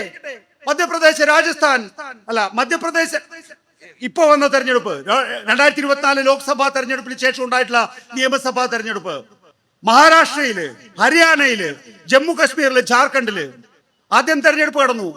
ജമ്മു കശ്മീരിലും ഹരിയാനയിലും. ജമ്മുവിലെ കോൺഗ്രസ് ആണ് BJPയെ നേരിടേണ്ടത്, ഒരൊറ്റ സീറ്റ് അവിടെ ഇല്ല. ഹരിയാനയില്, അവിടെ തൊട്ടടുത്ത സംസ്ഥാനമായിട്ടുള്ള ഉത്തർപ്രദേശിലെ സമാജ്വാദി പാർട്ടി ആകെ 9 സീറ്റാണ് ചോദിച്ചത്. 4 സീറ്റ് കൊടുത്തിരുന്നെങ്കിൽ അവർ നിന്നേനെ. ഇപ്പുറത്തെ സംസ്ഥാനമായിട്ടുള്ള ദില്ലിയിലെ Aam Aadmi party 2 or 3 seat കൊടുത്തിരുന്നെങ്കിൽ, പക്ഷെ കൊടുക്കില്ല. 90 സീറ്റും ഞങ്ങൾക്ക് വേണം, കാരണം ഞങ്ങൾ ആധികാരികമായി ജയിക്കാൻ പോകണം. അങ്ങനെയാണെങ്കിൽ മാത്രമേ മഹാരാഷ്ട്രയിൽ കൂടുതൽ സീറ്റുകൾ ചോദിച്ചു വാങ്ങാൻ കഴിയുള്ളൂ. അമ്പെ പരാജയപ്പെട്ടു. ഇന്ന് ഇന്ത്യയിലെ ഏറ്റവും ഭരണവിരുദ്ധ വികാരമുള്ള സംസ്ഥാനം ഏതെന്ന് ചോദിച്ചാല് അത് ഹരിയാനയാ. പക്ഷെ കോൺഗ്രസിന് അധികാരത്തിന്റെ ആർത്തി മൂലം ആ സംസ്ഥാനം നഷ്ടപ്പെടുത്തി. ജമ്മുവിൽ ഒരൊറ്റ സീറ്റ് ജയിക്കാൻ കഴിഞ്ഞില്ല. കശ്മീർ താഴ്വരയിലെ നാഷണൽ കോൺഫറൻസിന്റെ പിൻബലത്തോടു കൂടി കുറച്ച് സീറ്റുകൾ കിട്ടി. മഹാരാഷ്ട്രയിലെ സ്ഥിതി എന്താണെന്ന് നിങ്ങൾക്ക് അറിയാലോ. ഒന്നുകൂടി പഠിക്കാത്തവർ പോയി എടുത്ത് പഠിക്കണം. 5ാം സ്ഥാനത്താണ് കോൺഗ്രസ്. പ്രിയപ്പെട്ടവരെ, 5ാം സ്ഥാനത്താണ് കോൺഗ്രസ് മഹാരാഷ്ട്രയില്. അതായത് BJP, ശിവസേന, ഷിൻഡെ വിഭാഗം, അത് കഴിഞ്ഞതിന് ശേഷം ശരത് പവാർ NCP, അത് കഴിഞ്ഞതിന് ശേഷം ഉദ്ധവ് ഠാക്കറെയുടെ ശിവസേന കഴിഞ്ഞ 5ാമത്തെ പാർട്ടിയാ. ഞാൻ ഈ ടെലിവിഷൻ ചർച്ചകളൊക്കെ നടത്തുന്ന ഘട്ടത്തില് പല കോൺഗ്രസ്സുകാരും ഇടതുപക്ഷ പാനലിസ്റ്റുകളെ കളിയാക്കാറുണ്ട്. നിങ്ങൾ ആകെ എവിടെയുള്ളത്? ബംഗാൾ പോയില്ലേ, ത്രിപുര പോയില്ലേ? ശരിയാ, ഇടതുപക്ഷത്തിന്റെ കയ്യിൽ നിന്ന് ബംഗാളിന്റെ ഭരണം നഷ്ടപ്പെട്ടു, ത്രിപുരയുടെ ഭരണം നഷ്ടപ്പെട്ടു. ഇടതുപക്ഷത്തിന്റെ ശക്തി ദേശീയ തലത്തിൽ കുറഞ്ഞു. കോൺഗ്രസ് എവിടെയാണുള്ളത്? ഏറ്റവും വലിയ സംസ്ഥാനമായിട്ടുള്ള ഉത്തർപ്രദേശിൽ കോൺഗ്രസ് ഉണ്ടോ? രണ്ടാമത്തെ വലിയ സംസ്ഥാനമായിട്ടുള്ള മഹാരാഷ്ട്രയിൽ ഇപ്പൊ 5ാം സ്ഥാനത്ത് പോയി കഴിഞ്ഞിരിക്കുന്നു. ബീഹാറിലുണ്ടോ? തമിഴ്നാട്ടിലുണ്ടോ? ബംഗാളിലുണ്ടോ? ഒഡീഷയിലുണ്ടോ? ഡൽഹിയിലുണ്ടോ? ആന്ധ്രയിലുണ്ടോ? കോൺഗ്രസ് ഇപ്പോ വടക്ക് കിഴക്കൻ സംസ്ഥാനങ്ങളിലുണ്ടോ? 7 സംസ്ഥാനങ്ങളിൽ. കോൺഗ്രസ് യഥാർത്ഥത്തില് ഇന്ത്യ ബ്ലോക്കിന് നേതൃത്വം കൊടുക്കുമെന്ന് കരുതിയിരുന്ന മതേതര ശക്തികളിൽ മുന്നണി പോരാളിയാകുമെന്ന് കരുതിയിരുന്ന കോൺഗ്രസ് സ്വയാഗ്രഥാനർത്ഥം നശിച്ചുകൊണ്ടിരിക്കുകയാണ് എന്നുള്ളതാണ് ഏറ്റവും ഒടുവിലത്തെ തെരഞ്ഞെടുപ്പ് സൂചന. അതുകൊണ്ട് 2024 ലോക്സഭാ തെരഞ്ഞെടുപ്പിൽ ഉണ്ടായിട്ടുള്ള കുറച്ച് സുരക്ഷിതമായിട്ടുള്ള അവസ്ഥ എന്ന് പറയുന്ന ഒരു കാലഘട്ടമുണ്ട്. ആ സുരക്ഷിതമായ അവസ്ഥയിൽ നമ്മൾ പിന്നോട്ട് പോവുകയാണ്. എന്താ ഈ ധിക്കാരം, അഹന്ത, അധികാരത്തിനോടുള്ള ആർത്തി. കേരളത്തിലെ കോൺഗ്രസിന് UDF എന്ന് പറയുന്ന ഒരു മുന്നണിയുണ്ട്, നമുക്കറിയാം. ഈ മേഖലയിൽ മാത്രമല്ല, വടക്ക് മലബാറിലാകെ തന്നെ മുസ്ലിം ലീഗാണ് ഈ മുന്നണിയെ നയിക്കുന്നത്. സംശയമൊന്നുമില്ല അക്കാര്യത്തിൽ. മുസ്ലിം ലീഗാണ് UDF-നെ നയിക്കുന്നത്. ശക്തി കൊണ്ട്, സംഘടനാ ബലം കൊണ്ട് മുസ്ലിം ലീഗ് തന്നെയാണ് നയിക്കുന്നത്. ഇന്നിപ്പോ കോൺഗ്രസിന്റെ നേതൃത്വത്തിലുള്ള UDF എന്ന് പറയുന്ന 1957 EMS സർക്കാരിനെതിരെ 89 ആകുമ്പോഴേക്കും ഒരു വിമോചന സമരം നടന്നിരുന്നു, ഒരു മഴവിൽ സഖ്യം. എന്താ കാരണം? വ്യക്തമായ കാരണമുണ്ട്. കാരണം ഭൂപരിഷ്കരണത്തെ കുറിച്ച് സംസാരിക്കുന്നു, വിദ്യാഭ്യാസ നിയമം കൊണ്ടുവരുന്നു. അങ്ങനെ തങ്ങളുടെ വർഗത്തിനെതിരായിട്ടുള്ള ലോകത്തിലെ തന്നെ ആദ്യത്തെ ബാലറ്റ് പേപ്പറിലൂടെയുള്ള ഒരു സർക്കാരിനെ ഇല്ലായ്മ ചെയ്യുക. എല്ലാവരും ഒന്നിച്ചു കൂടുന്നു, കേന്ദ്ര സർക്കാർ EMS സർക്കാരിനെ പിരിച്ചുവിടുന്നു. അതിനുശേഷം പക്ഷെ നമ്മൾ കേരളത്തിന്റെ രാഷ്ട്രീയം നോക്കിയാൽ നമുക്കറിയാം, പിന്നീട് വന്നിട്ടുള്ള കോൺഗ്രസ്, UDF ഇവയൊക്കെ ആയിരുന്നു LDF-നെതിരായി നേരിട്ട് പോരാട്ടം നടത്തിയിരുന്നത്. പക്ഷെ ഇന്നിപ്പോ ഒരു മഹാസഖ്യം ഉണ്ടാവുകയാണ്. LDF-നെതിരെ ഒരു മഹാസഖ്യം ഉണ്ടാക്കും. അതിന്റെ ഒരു മാധ്യമ രംഗത്തെ കുറിച്ച് ഞാൻ പറയാം. ഒരു ഭാഗത്ത് അതിതീവ്രമായിട്ടുള്ള ഇസ്ലാമിക വിദ്വേഷം തുപ്പുന്ന മറുനാടൻ മലയാളിയുടെ ഷാജൻ സ്കറിയ, മറുഭാഗത്ത് ജമാഅത്തെ ഇസ്ലാമിയുടെ മീഡിയ 1 പ്രബോധനം മാധ്യമം, അതിലെ സീതാവൂതുമാര്. ഇത് രണ്ടിനും ഒരേ വ്യവസ്ഥയിൽ നിലനിൽക്കാൻ കഴിയുന്നു എന്നുള്ളതാണ് വിചിത്രമായ കാര്യം. ഇത് രണ്ടും ഈ മഹാമുന്നണിയുടെ ഭാഗമാണ്.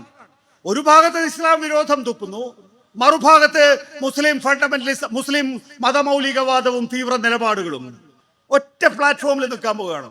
ഒറ്റ കോസിന് വേണ്ടിയാണ് അവർ നിൽക്കുന്നത്. ഒരൊറ്റ കാരണം, UDF-നെ ജയിപ്പിക്കുക എന്നുള്ളതാണ്. ഈ ഘട്ടത്തിൽ പാലക്കാട് നിയമസഭാ ഉപതെരഞ്ഞെടുപ്പ് നടന്നപ്പോ CPM-ന്റെ പോളിറ്റ് ബ്യൂറോ അംഗം സഖാവ് പിണറായി വിജയൻ അവിടെ ചെന്നു. ഞാൻ ആ പ്രചരണ യോഗം കാണാൻ പോയിരുന്നു. പിണറായി വിജയൻ പറഞ്ഞു, ജമാഅത്തെ ഇസ്ലാമിയുടെ തീവ്രവാദ ശബ്ദം കരസ്ഥമാക്കാൻ മുസ്ലിം ലീഗ് ശ്രമിക്കരുത്, അതിൽ സാദിഖ് അലി തങ്ങൾക്ക് പങ്കുണ്ട്. സാധാരണഗതിയിൽ KPCC പ്രസിഡന്റിനെ കുറിച്ച് പറഞ്ഞ പാർലമെന്ററി പാർട്ടി നേതാവിന് സ്വാഭാവികമായും ദേഷ്യം വരും. പക്ഷെ സുധാകരനെ കുറിച്ച് പറഞ്ഞ VD സതീശന് ഒരു കുഴപ്പമില്ല, VD സതീശൻ മിണ്ടാണ്ടിരിക്കും. സാദിഖ് അലി തങ്ങളെ കുറിച്ച് പറഞ്ഞപ്പോ വലിയ പ്രക്ഷോഭമായി. VD സതീശൻ വാർത്താ സമ്മേളനങ്ങൾ നടത്തിക്കൊണ്ടിരുന്നു. സാദിഖ് അലിയെ വിമർശിക്കുകയോ, മുസ്ലിം ലീഗിന്റെ സംസ്ഥാന അധ്യക്ഷൻ എന്നുള്ള നിലയിലാണ് സാദിഖ് അലി ശിഹാബ് തങ്ങളെ വിമർശിച്ചത്. എനിക്ക് ഓർമ്മയുണ്ട്, 2004 കാലഘട്ടത്തിലെ ഐസ്ക്രീം പാർലർ വിഷയം. ഞാൻ ഇന്ത്യ വിഷന്റെ എക്സിക്യൂട്ടീവ് എഡിറ്ററാണ്. PK കുഞ്ഞാലിക്കുട്ടി അന്ന് മുസ്ലിം ലീഗിന്റെ സംസ്ഥാന ജനറൽ സെക്രട്ടറി പദം ഒഴിയേണ്ടി വന്നു, വ്യവസായ മന്ത്രി പദം ഒഴിയേണ്ടി വന്നു. ആ ഘട്ടത്തിൽ PK കുഞ്ഞാലിക്കുട്ടിക്ക് പാർട്ടിയുടെ പിന്തുണയില്ല എന്ന് വന്നപ്പോ സമുദായത്തിന്റെ പിന്തുണ എന്ന നിലയിൽ കാസർഗോഡ് മുതൽ തിരുവനന്തപുരം വരെ അദ്ദേഹത്തിന്റെ സ്വീകരണ പരിപാടികൾ സംഘടിപ്പിച്ചു. വലിയ ജനക്കൂട്ടായിരുന്നു, വലിയ ജനക്കൂട്ടം. ഇവിടെയൊക്കെ ഉണ്ടായിട്ടുണ്ടാവും. അപ്പൊ ഞാൻ എഡിറ്റർ എന്നുള്ള നിലയിൽ റിപ്പോർട്ടർമാരോട് ചോദിച്ചു, എങ്ങനെയുണ്ട് PK കുഞ്ഞാലിക്കുട്ടിയുടെ സ്വീകരണം? വലിയ ആൾക്കൂട്ടമാണ്. PK കുഞ്ഞാലിക്കുട്ടിക്ക് വാഹനത്തിൽ നിന്ന് ഇറങ്ങാൻ വയ്യ, ആളുകളെ എടുത്ത് പൊക്കി സ്റ്റേജിലേക്ക് കൊണ്ടുവരികയാണ്. അത്രക്ക് വലിയ ആൾക്കൂട്ടമാണ്. അന്വേഷിച്ചപ്പോ എന്താ, ഇപ്പോഴത്തെ PFIയുടെ മുൻരൂപമായിട്ടുള്ള NDF ആണ് ആ സ്വീകരണ പരിപാടികൾ. ഇപ്പൊ അന്ന് പാണക്കാട് സയ്യിദ് മുഹമ്മദ് അലി ശിഹാബ് തങ്ങളോട് ചോദിച്ചത് എനിക്കിപ്പോഴും ഓർമ്മയുണ്ട്. നിങ്ങളുടെ പാർട്ടി ഒരുപക്ഷെ പ്രതിസന്ധിയിലായിരിക്കും, പക്ഷെ നിങ്ങൾ മതമൗലികവാദികളുടെ തീവ്രവാദ ശക്തികളുടെ പിന്തുണയോട് കൂടിയിട്ടാണോ ഈ പറയുന്ന സ്വീകരണ പരിപാടികൾ സംഘടിപ്പിക്കേണ്ടത്? അന്ന് അദ്ദേഹം പറഞ്ഞ മറുപടിയും എനിക്ക് ഓർമ്മയുണ്ട്. ഞങ്ങള് ഇനി പ്രതിസന്ധിയിലാകുമ്പോൾ മാത്രമല്ല, ഞങ്ങൾ ഇനി ഒരുപക്ഷെ ഇല്ലായ്മ ചെയ്യപ്പെടുകയാണെങ്കിൽ തന്നെയും തീവ്രവാദ മതമൗലിക ശക്തികളുമായി ചേർന്നു പോകില്ല എന്ന്. മുഹമ്മദ് അലി ശിഹാബ് തങ്ങളും ഹൈദർ അലി ശിഹാബ് തങ്ങളും ആ നിലപാടുകാരായിരുന്നു. അപ്പോ പിന്നെ സ്വാഭാവികമായിട്ടും ഇപ്പോഴത്തെ സാദിഖ് അലി തങ്ങൾക്ക് പിഴവ് പറ്റിയാൽ ആ പിഴവ് ചൂണ്ടിക്കാണിക്കാൻ, നിങ്ങൾ വർഗീയ രാഷ്ട്രീയത്തിലേക്ക്, നിങ്ങൾ തീവ്രവാദ രാഷ്ട്രീയത്തിലേക്ക് പോകരുത് എന്ന് പറയാനുള്ള രാഷ്ട്രീയ ഉത്തരവാദിത്തം CPM-ന്റെ പോളിറ്റ് ബ്യൂറോ അംഗമായ പിണറായി വിജയനുണ്ട്. അത് തന്നെയാണ് A. വിജയരാഘവനും കഴിഞ്ഞ ദിവസം ചൂണ്ടിക്കാണിച്ചിട്ടുള്ളത്. വയനാട്ടില് രാഹുൽ ഗാന്ധിക്ക് ശേഷം പ്രിയങ്ക ഗാന്ധി ലോക്സഭാ തെരഞ്ഞെടുപ്പ് തുടരെ ജയം ഉണ്ടാകുന്നു. വർഗീയതയുടെ വോട്ട് വാങ്ങിയിട്ടാണ്. നിങ്ങൾക്ക് പറയാനാകണം, മുസ്ലിം ലീഗ് പോലും സമീപകാലം വരെ ജമാഅത്തെ ഇസ്ലാമിയുടെയും SDP-യുടെയും വോട്ടുകൾ വേണ്ട എന്ന് പറഞ്ഞിരുന്നു. അവരെ തങ്ങളുടെ കാലിന്റെ അടിയിലെ മണ്ണ് ഒലിച്ചു പോകാൻ നാളെ കാരണമായേക്കാവുന്ന ഈ പറയുന്ന രാഷ്ട്രീയ പാർട്ടികളെ ഒപ്പം കൂട്ടില്ല എന്ന് തീരുമാനിച്ചിരുന്നു. ഇപ്പൊ മുസ്ലിം ലീഗിനെ സംബന്ധിച്ചിടത്തോളം അധികാരം മതി. ഈ മഹാമുന്നണിയുടെ ഭാഗത്തേക്ക് അധികാരം കൊണ്ടുവരണം. എന്തിനാണ് ഇങ്ങനെ? പാലക്കാട് നിയമസഭാ ഉപതെരഞ്ഞെടുപ്പ് ഘട്ടത്തിൽ നമ്മൾ കേട്ട വേറൊരു കാര്യമുണ്ട്. സന്ദീപ് വാര്യർ BJP വിട്ട് കോൺഗ്രസിൽ ചേർന്നിരിക്കുന്നു. നല്ല കാര്യം. BJP-യിൽ നിന്ന് ആര് വിട്ട് ഏത് പാർട്ടിയിൽ ചേർന്നാലും അതിനെ സ്വാഗതം ചെയ്യണം. സന്ദീപ് വാര്യരോട് അന്ന് CPM-ന്റെ ഇടതുപക്ഷത്തിന്റെ പൊതുവായ രാഷ്ട്രീയ ചർച്ചകളിൽ ആകെ ഉയർന്നു വന്ന ഒരു ചോദ്യം എന്താണെന്നറിയാമോ? സന്ദീപ് വാര്യർ BJP വിട്ടിട്ടുണ്ടാവും, പക്ഷെ സന്ദീപ് വാര്യരെ നമ്മൾ എപ്പോഴും കാണുന്നത് എങ്ങനെയാ? സന്ദീപ് വാര്യരെ നമ്മൾ എപ്പോഴും കാണുന്നത് RSSന്റെ ട്രൗസറിന്റെ ഉള്ളിലാ. സന്ദീപ് വാര്യർ K. സുരേന്ദ്രനുമായിട്ടുള്ള തർക്കത്തിൽ BJP വിട്ടു. ശരി, സമ്മതിച്ചു. സ്റ്റേജിൽ ഇരിക്കാൻ സീറ്റ് കിട്ടിയിട്ടില്ല എന്ന് പറഞ്ഞതുകൊണ്ട് സന്ദീപ് വാര്യർ BJP വിട്ട് കോൺഗ്രസ് പോയി. ചോദ്യം വളരെ ലളിതമായിരുന്നു. ചോദ്യം സന്ദീപ് വാര്യർ RSS വിട്ടിട്ടുണ്ടോ എന്നുള്ളതാണ്. RSS ഞാൻ വിട്ടു എന്ന് സന്ദീപ് വാര്യർക്ക് പറയാൻ ധൈര്യമുണ്ടോ? അല്ലെങ്കിൽ സന്ദീപ് വാര്യരെ കൊണ്ട് അത് പറയിപ്പിക്കാൻ കോൺഗ്രസിനും UDF-നും കഴിയുമോ? തെരഞ്ഞെടുപ്പിന്റെ തലേദിവസം സാധാരണഗതിയിൽ മാധ്യമപ്രവർത്തകരായ ഞങ്ങള് തെരഞ്ഞെടുപ്പിന്റെ തലേ ദിവസം ആവുമ്പോഴേക്കും ഈ നേതാക്കളുടെ മുഖത്തേക്ക് മൈക്ക് ഊത്തിപ്പിടിക്കും. എന്തിനാണെന്നറിയാമോ? എന്തെങ്കിലുമൊക്കെ ഒന്ന് പറഞ്ഞു കിട്ടാൻ വേണ്ടി. കാരണം തെരഞ്ഞെടുപ്പിന്റെ ദിവസങ്ങളിൽ എന്ത് കിട്ടിയാലും അത് വലിയ ലാഭമാണ്. സന്ദീപ് വാര്യരുടെ മുമ്പിലേക്ക് മൈക്ക് വെച്ചപ്പോ ഒരു ചോദ്യവും ഇല്ലാതെ സന്ദീപ് വാര്യർ പറയാണ് ിന് വേണ്ടി എന്ന്. ഒരു ചോദ്യമില്ല. സന്ദീപ് വാര്യർ സ്വമേധയാ പറയാണ്, എന്റെ സ്വത്ത് RSSന്റെ കാര്യാലയം നിർമ്മിക്കുന്നതിന് വേണ്ടി ഞാൻ വിട്ടുകൊടുക്കുകയാണ് എന്ന്. എന്താ അത്? ഡോഗ് വിസിൽ എന്നൊരു സംജ്ഞയുണ്ട്.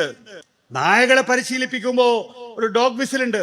നായകൾക്ക് മാത്രമേ കേൾക്കാൻ കഴിയുള്ളൂ, മനുഷ്യന്മാർക്ക് കേൾക്കാൻ കഴിയില്ല, മറ്റു ജീവികൾക്ക് കേൾക്കാൻ കഴിയില്ല.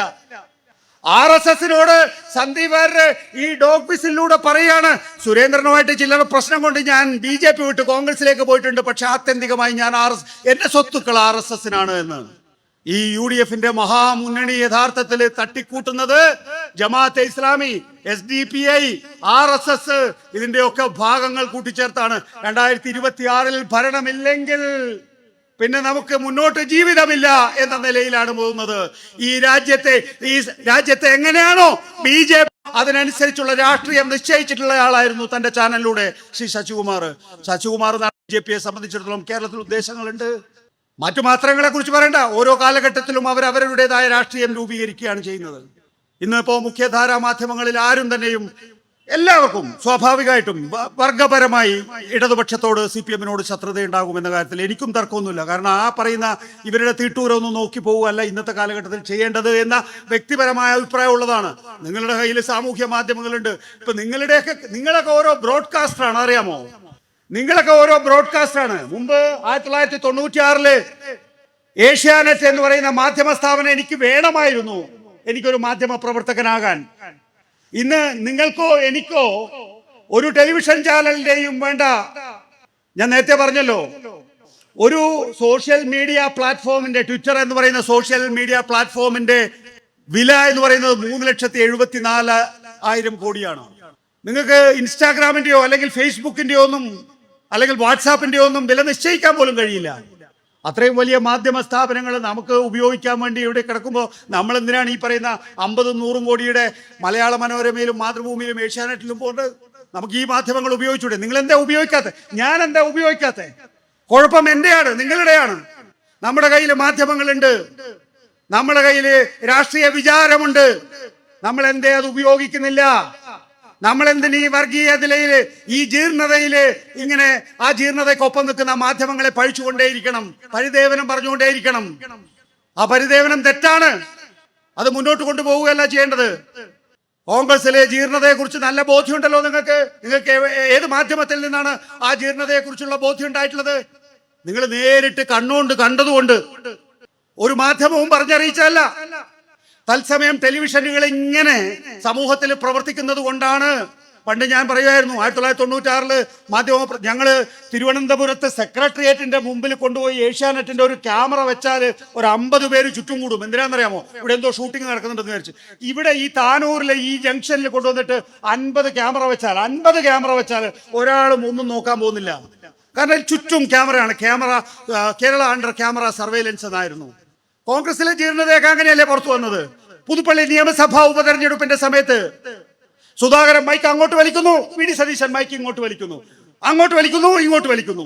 ഒരു ഘട്ടത്തിലെ വി ഡി സതീശൻ എല്ലാ മൈക്കും അങ്ങ് ദൂരെ വലിച്ചെറിഞ്ഞിട്ട് സുധാകരനോട് എന്നാ പിന്നെ നിങ്ങൾ പറ എന്ന് പറയാണ്. ഇതാണെന്നറിയാമോ? പുതുപ്പള്ളി നിയമസഭാ ഉപതെരഞ്ഞെടുപ്പിൽ ജയിച്ചതിന്റെ ക്രെഡിറ്റ് ഏറ്റെടുക്കാൻ വേണ്ടിയിട്ട് ഒരു പാർട്ടി നേതാവും വേറൊരു പാർട്ടി നേതാവും തമ്മിലുള്ള മത്സരം, പാർലമെന്ററി പാർട്ടി നേതാവും KPC പ്രസിഡന്റും തമ്മിലുള്ള മത്സരം. നാണം വേണ്ടോ? അപ്പോൾ സുധാകരനോട് ഒരു ചോദ്യം, ഒരു മാധ്യമപ്രവർത്തക, ഇംഗ്ലീഷ് മാധ്യമപ്രവർത്തക, സുധാകരന് വയസ്സായല്ലോ പാവം, സുധാകരൻ കേട്ടില്ല, ഒരു നീണ്ട ഇംഗ്ലീഷ് ചോദ്യം. സുധാകരൻ ആ ചോദ്യത്തിന്റെ ട്രാൻസ്ലേഷന് വേണ്ടി വി ഡി സതീശന്റെ മുഖത്തേക്ക് നോക്കുക, പ്രസിഡന്റിനോടാണ്. പ്രസിഡന്റ് എന്ന് വെച്ചാൽ തർജ്ജമ ചെയ്ത് കൊടുക്കില്ല എന്നാണ്. സ്പർദ്ധയാണെന്നേ, പരസ്പര വിശ്വാസക്കുറവ്, നാണക്കേട്. അടുത്ത ഘട്ടം, സുധാകരൻ ഇങ്ങനെ പത്രസമ്മേളനത്തിന് കാത്തിക്കുന്നു. വനിതാ നേതാക്കളുണ്ട് അപ്പുറത്തും ഇപ്പുറത്തും. ക്യാമറ പ്രവർത്തിക്കുന്നു, മൈക്കുണ്ട്. സുധാകരൻ ചോദിക്കുന്നു വി ഡി സതീശൻ എവിടെ ചോദിക്കുന്നു. വി ഡി സതീശൻ എവിടെയെന്ന് ചോദിച്ചപ്പോൾ വി ഡി സതീശൻ വന്നിട്ടില്ല എന്ന് കേൾക്കുന്നു. ഉടനെ സുധാകരൻ കൂട്ടിയ ഒരു പ്രയോഗം.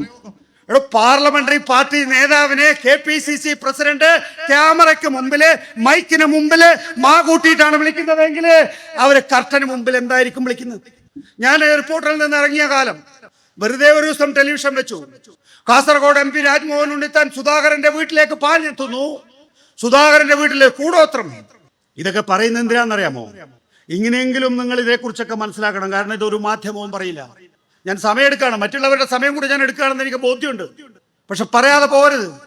രാജ്മോഹൻ എന്ന് പറയുന്ന ഇന്ത്യൻ ലോക്സഭയുടെ അംഗം, സുധാകരൻ എന്ന് പറയുന്ന KPCC പ്രസിഡന്റ് ലോക്സഭ അംഗത്തിന്റെ വീട്ടിൽ ചെന്നിട്ട് കൂടോത്രം ഓരോന്നായി പുറത്തെടുക്കുന്നു.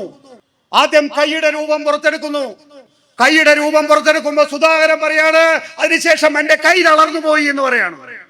കാലിന്റെ രൂപം പുറത്തെടുക്കുമ്പോ പറയാണ്, വലത് കാല് മുന്നോട്ട് വെക്കുമ്പോ ഇടത് കാല് പിന്നോട്ട് പോകുന്നു, ഇടത് കാല് മുന്നോട്ട് വെക്കുമ്പോൾ വലത് കാല് മുന്നോട്ട് പോകുന്നു എന്ന് പറയുന്നു. സുധാകരന്റെ തലയുടെ രൂപം പുറത്തെടുക്കുമ്പോ സുധാകരൻ പറയാണ്, തല പോകാഞ്ഞത് ഭാഗ്യെന്ന്.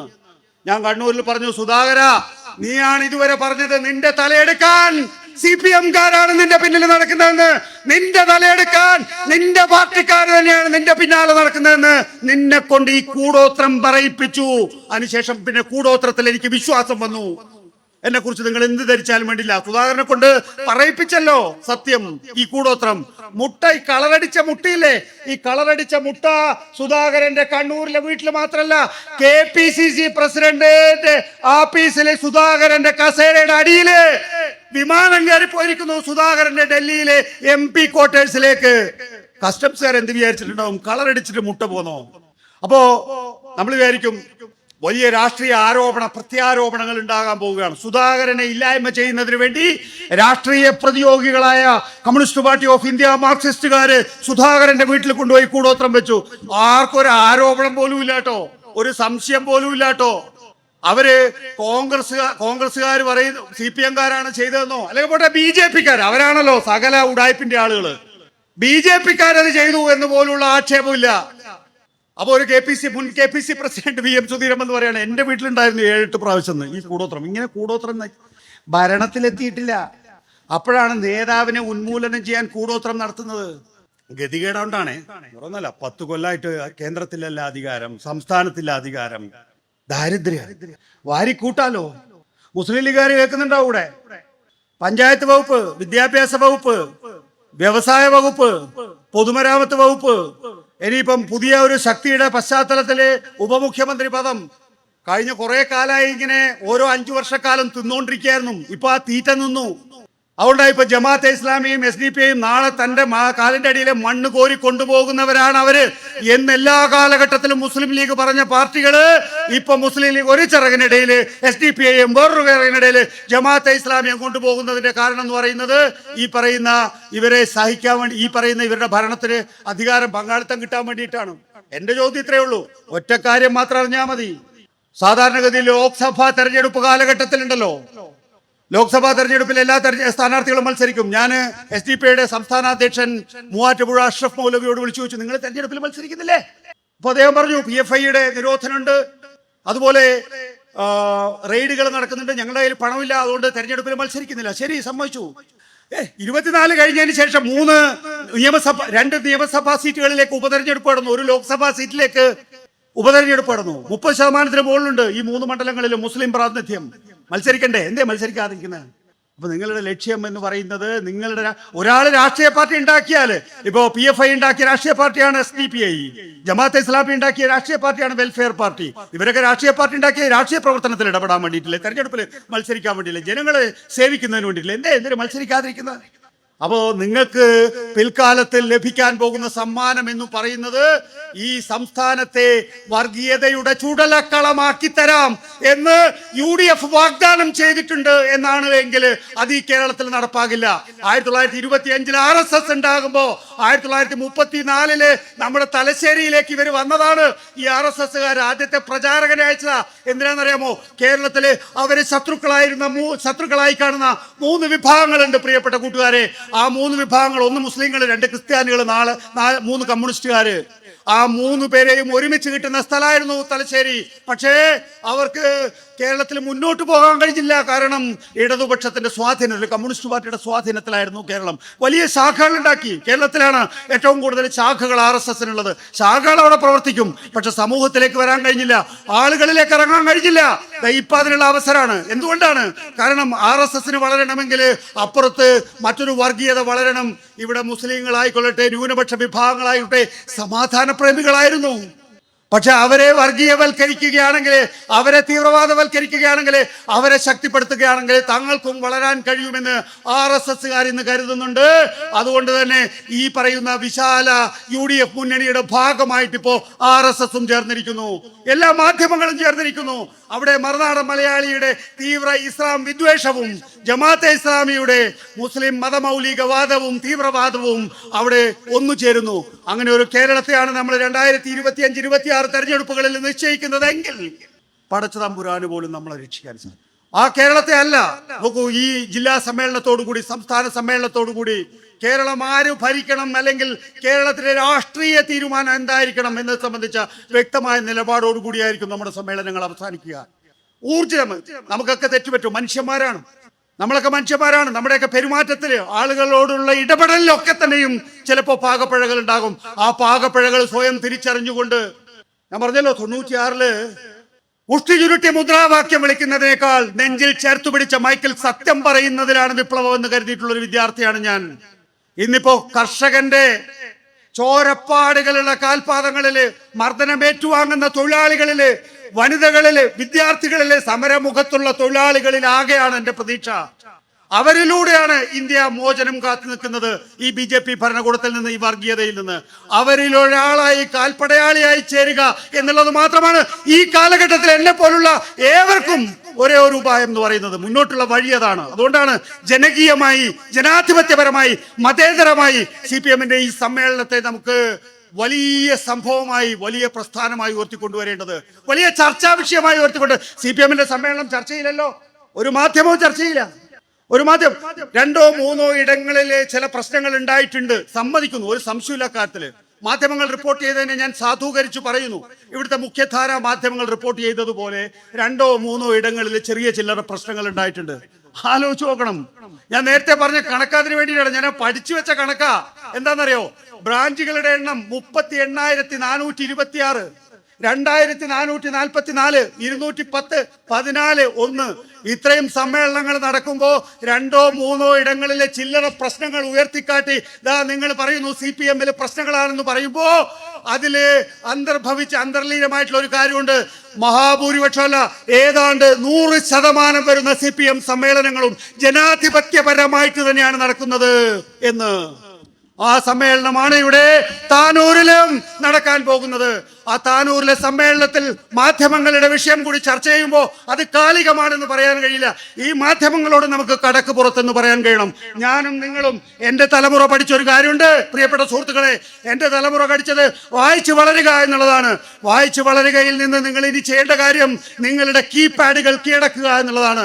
നിങ്ങളുടെ ക്യാമറ ഉണ്ടല്ലോ, ആ ക്യാമറകൾ തുറന്നു വെക്കുക എന്നുള്ളതാണ്. നിങ്ങളുടെ കീപാഡുകൾ തുറന്നു വെക്കുക, അത് കീഴടക്കുക എന്നുള്ളതാണ്. അങ്ങനെയാണെങ്കിൽ ഒരു കാര്യം കൂടി ഞാൻ ഉറപ്പിച്ച് പറയാൻ സാധിക്കും. കേരളത്തിലെ, ഇന്ത്യയിലെ ഏത് മാധ്യമ പ്രവർത്തകനെയും മറികടക്കാനുള്ള മനുഷ്യ വിഭവശേഷി ഇന്ത്യയിലെ, കേരളത്തിലെ ഇടതുപക്ഷത്തിനുണ്ട്. കേരളത്തിലെ, ഇന്ത്യയിലെ ഏത് മാധ്യമ സ്ഥാപനത്തെയും അതിജീവിക്കാനുള്ള ശക്തി ഇന്ത്യയിലെ ഇടതുപക്ഷ പ്രസ്ഥാനങ്ങൾക്കുണ്ട്, കേരളത്തിലെ കമ്മ്യൂണിസ്റ്റ് പ്രസ്ഥാനത്തിനുണ്ട്. അത് നമ്മൾ ഏറ്റെടുക്കുകയാണെങ്കിൽ, ആ ദൗത്യം ഏറ്റെടുക്കുകയാണെങ്കിൽ മാധ്യമങ്ങളോട് ഒരു പരിദേവനുണ്ട്. ഇവന്റെ കള്ളക്കഥ നമുക്ക് പൊളിച്ചെഴുതാൻ സാധിക്കും.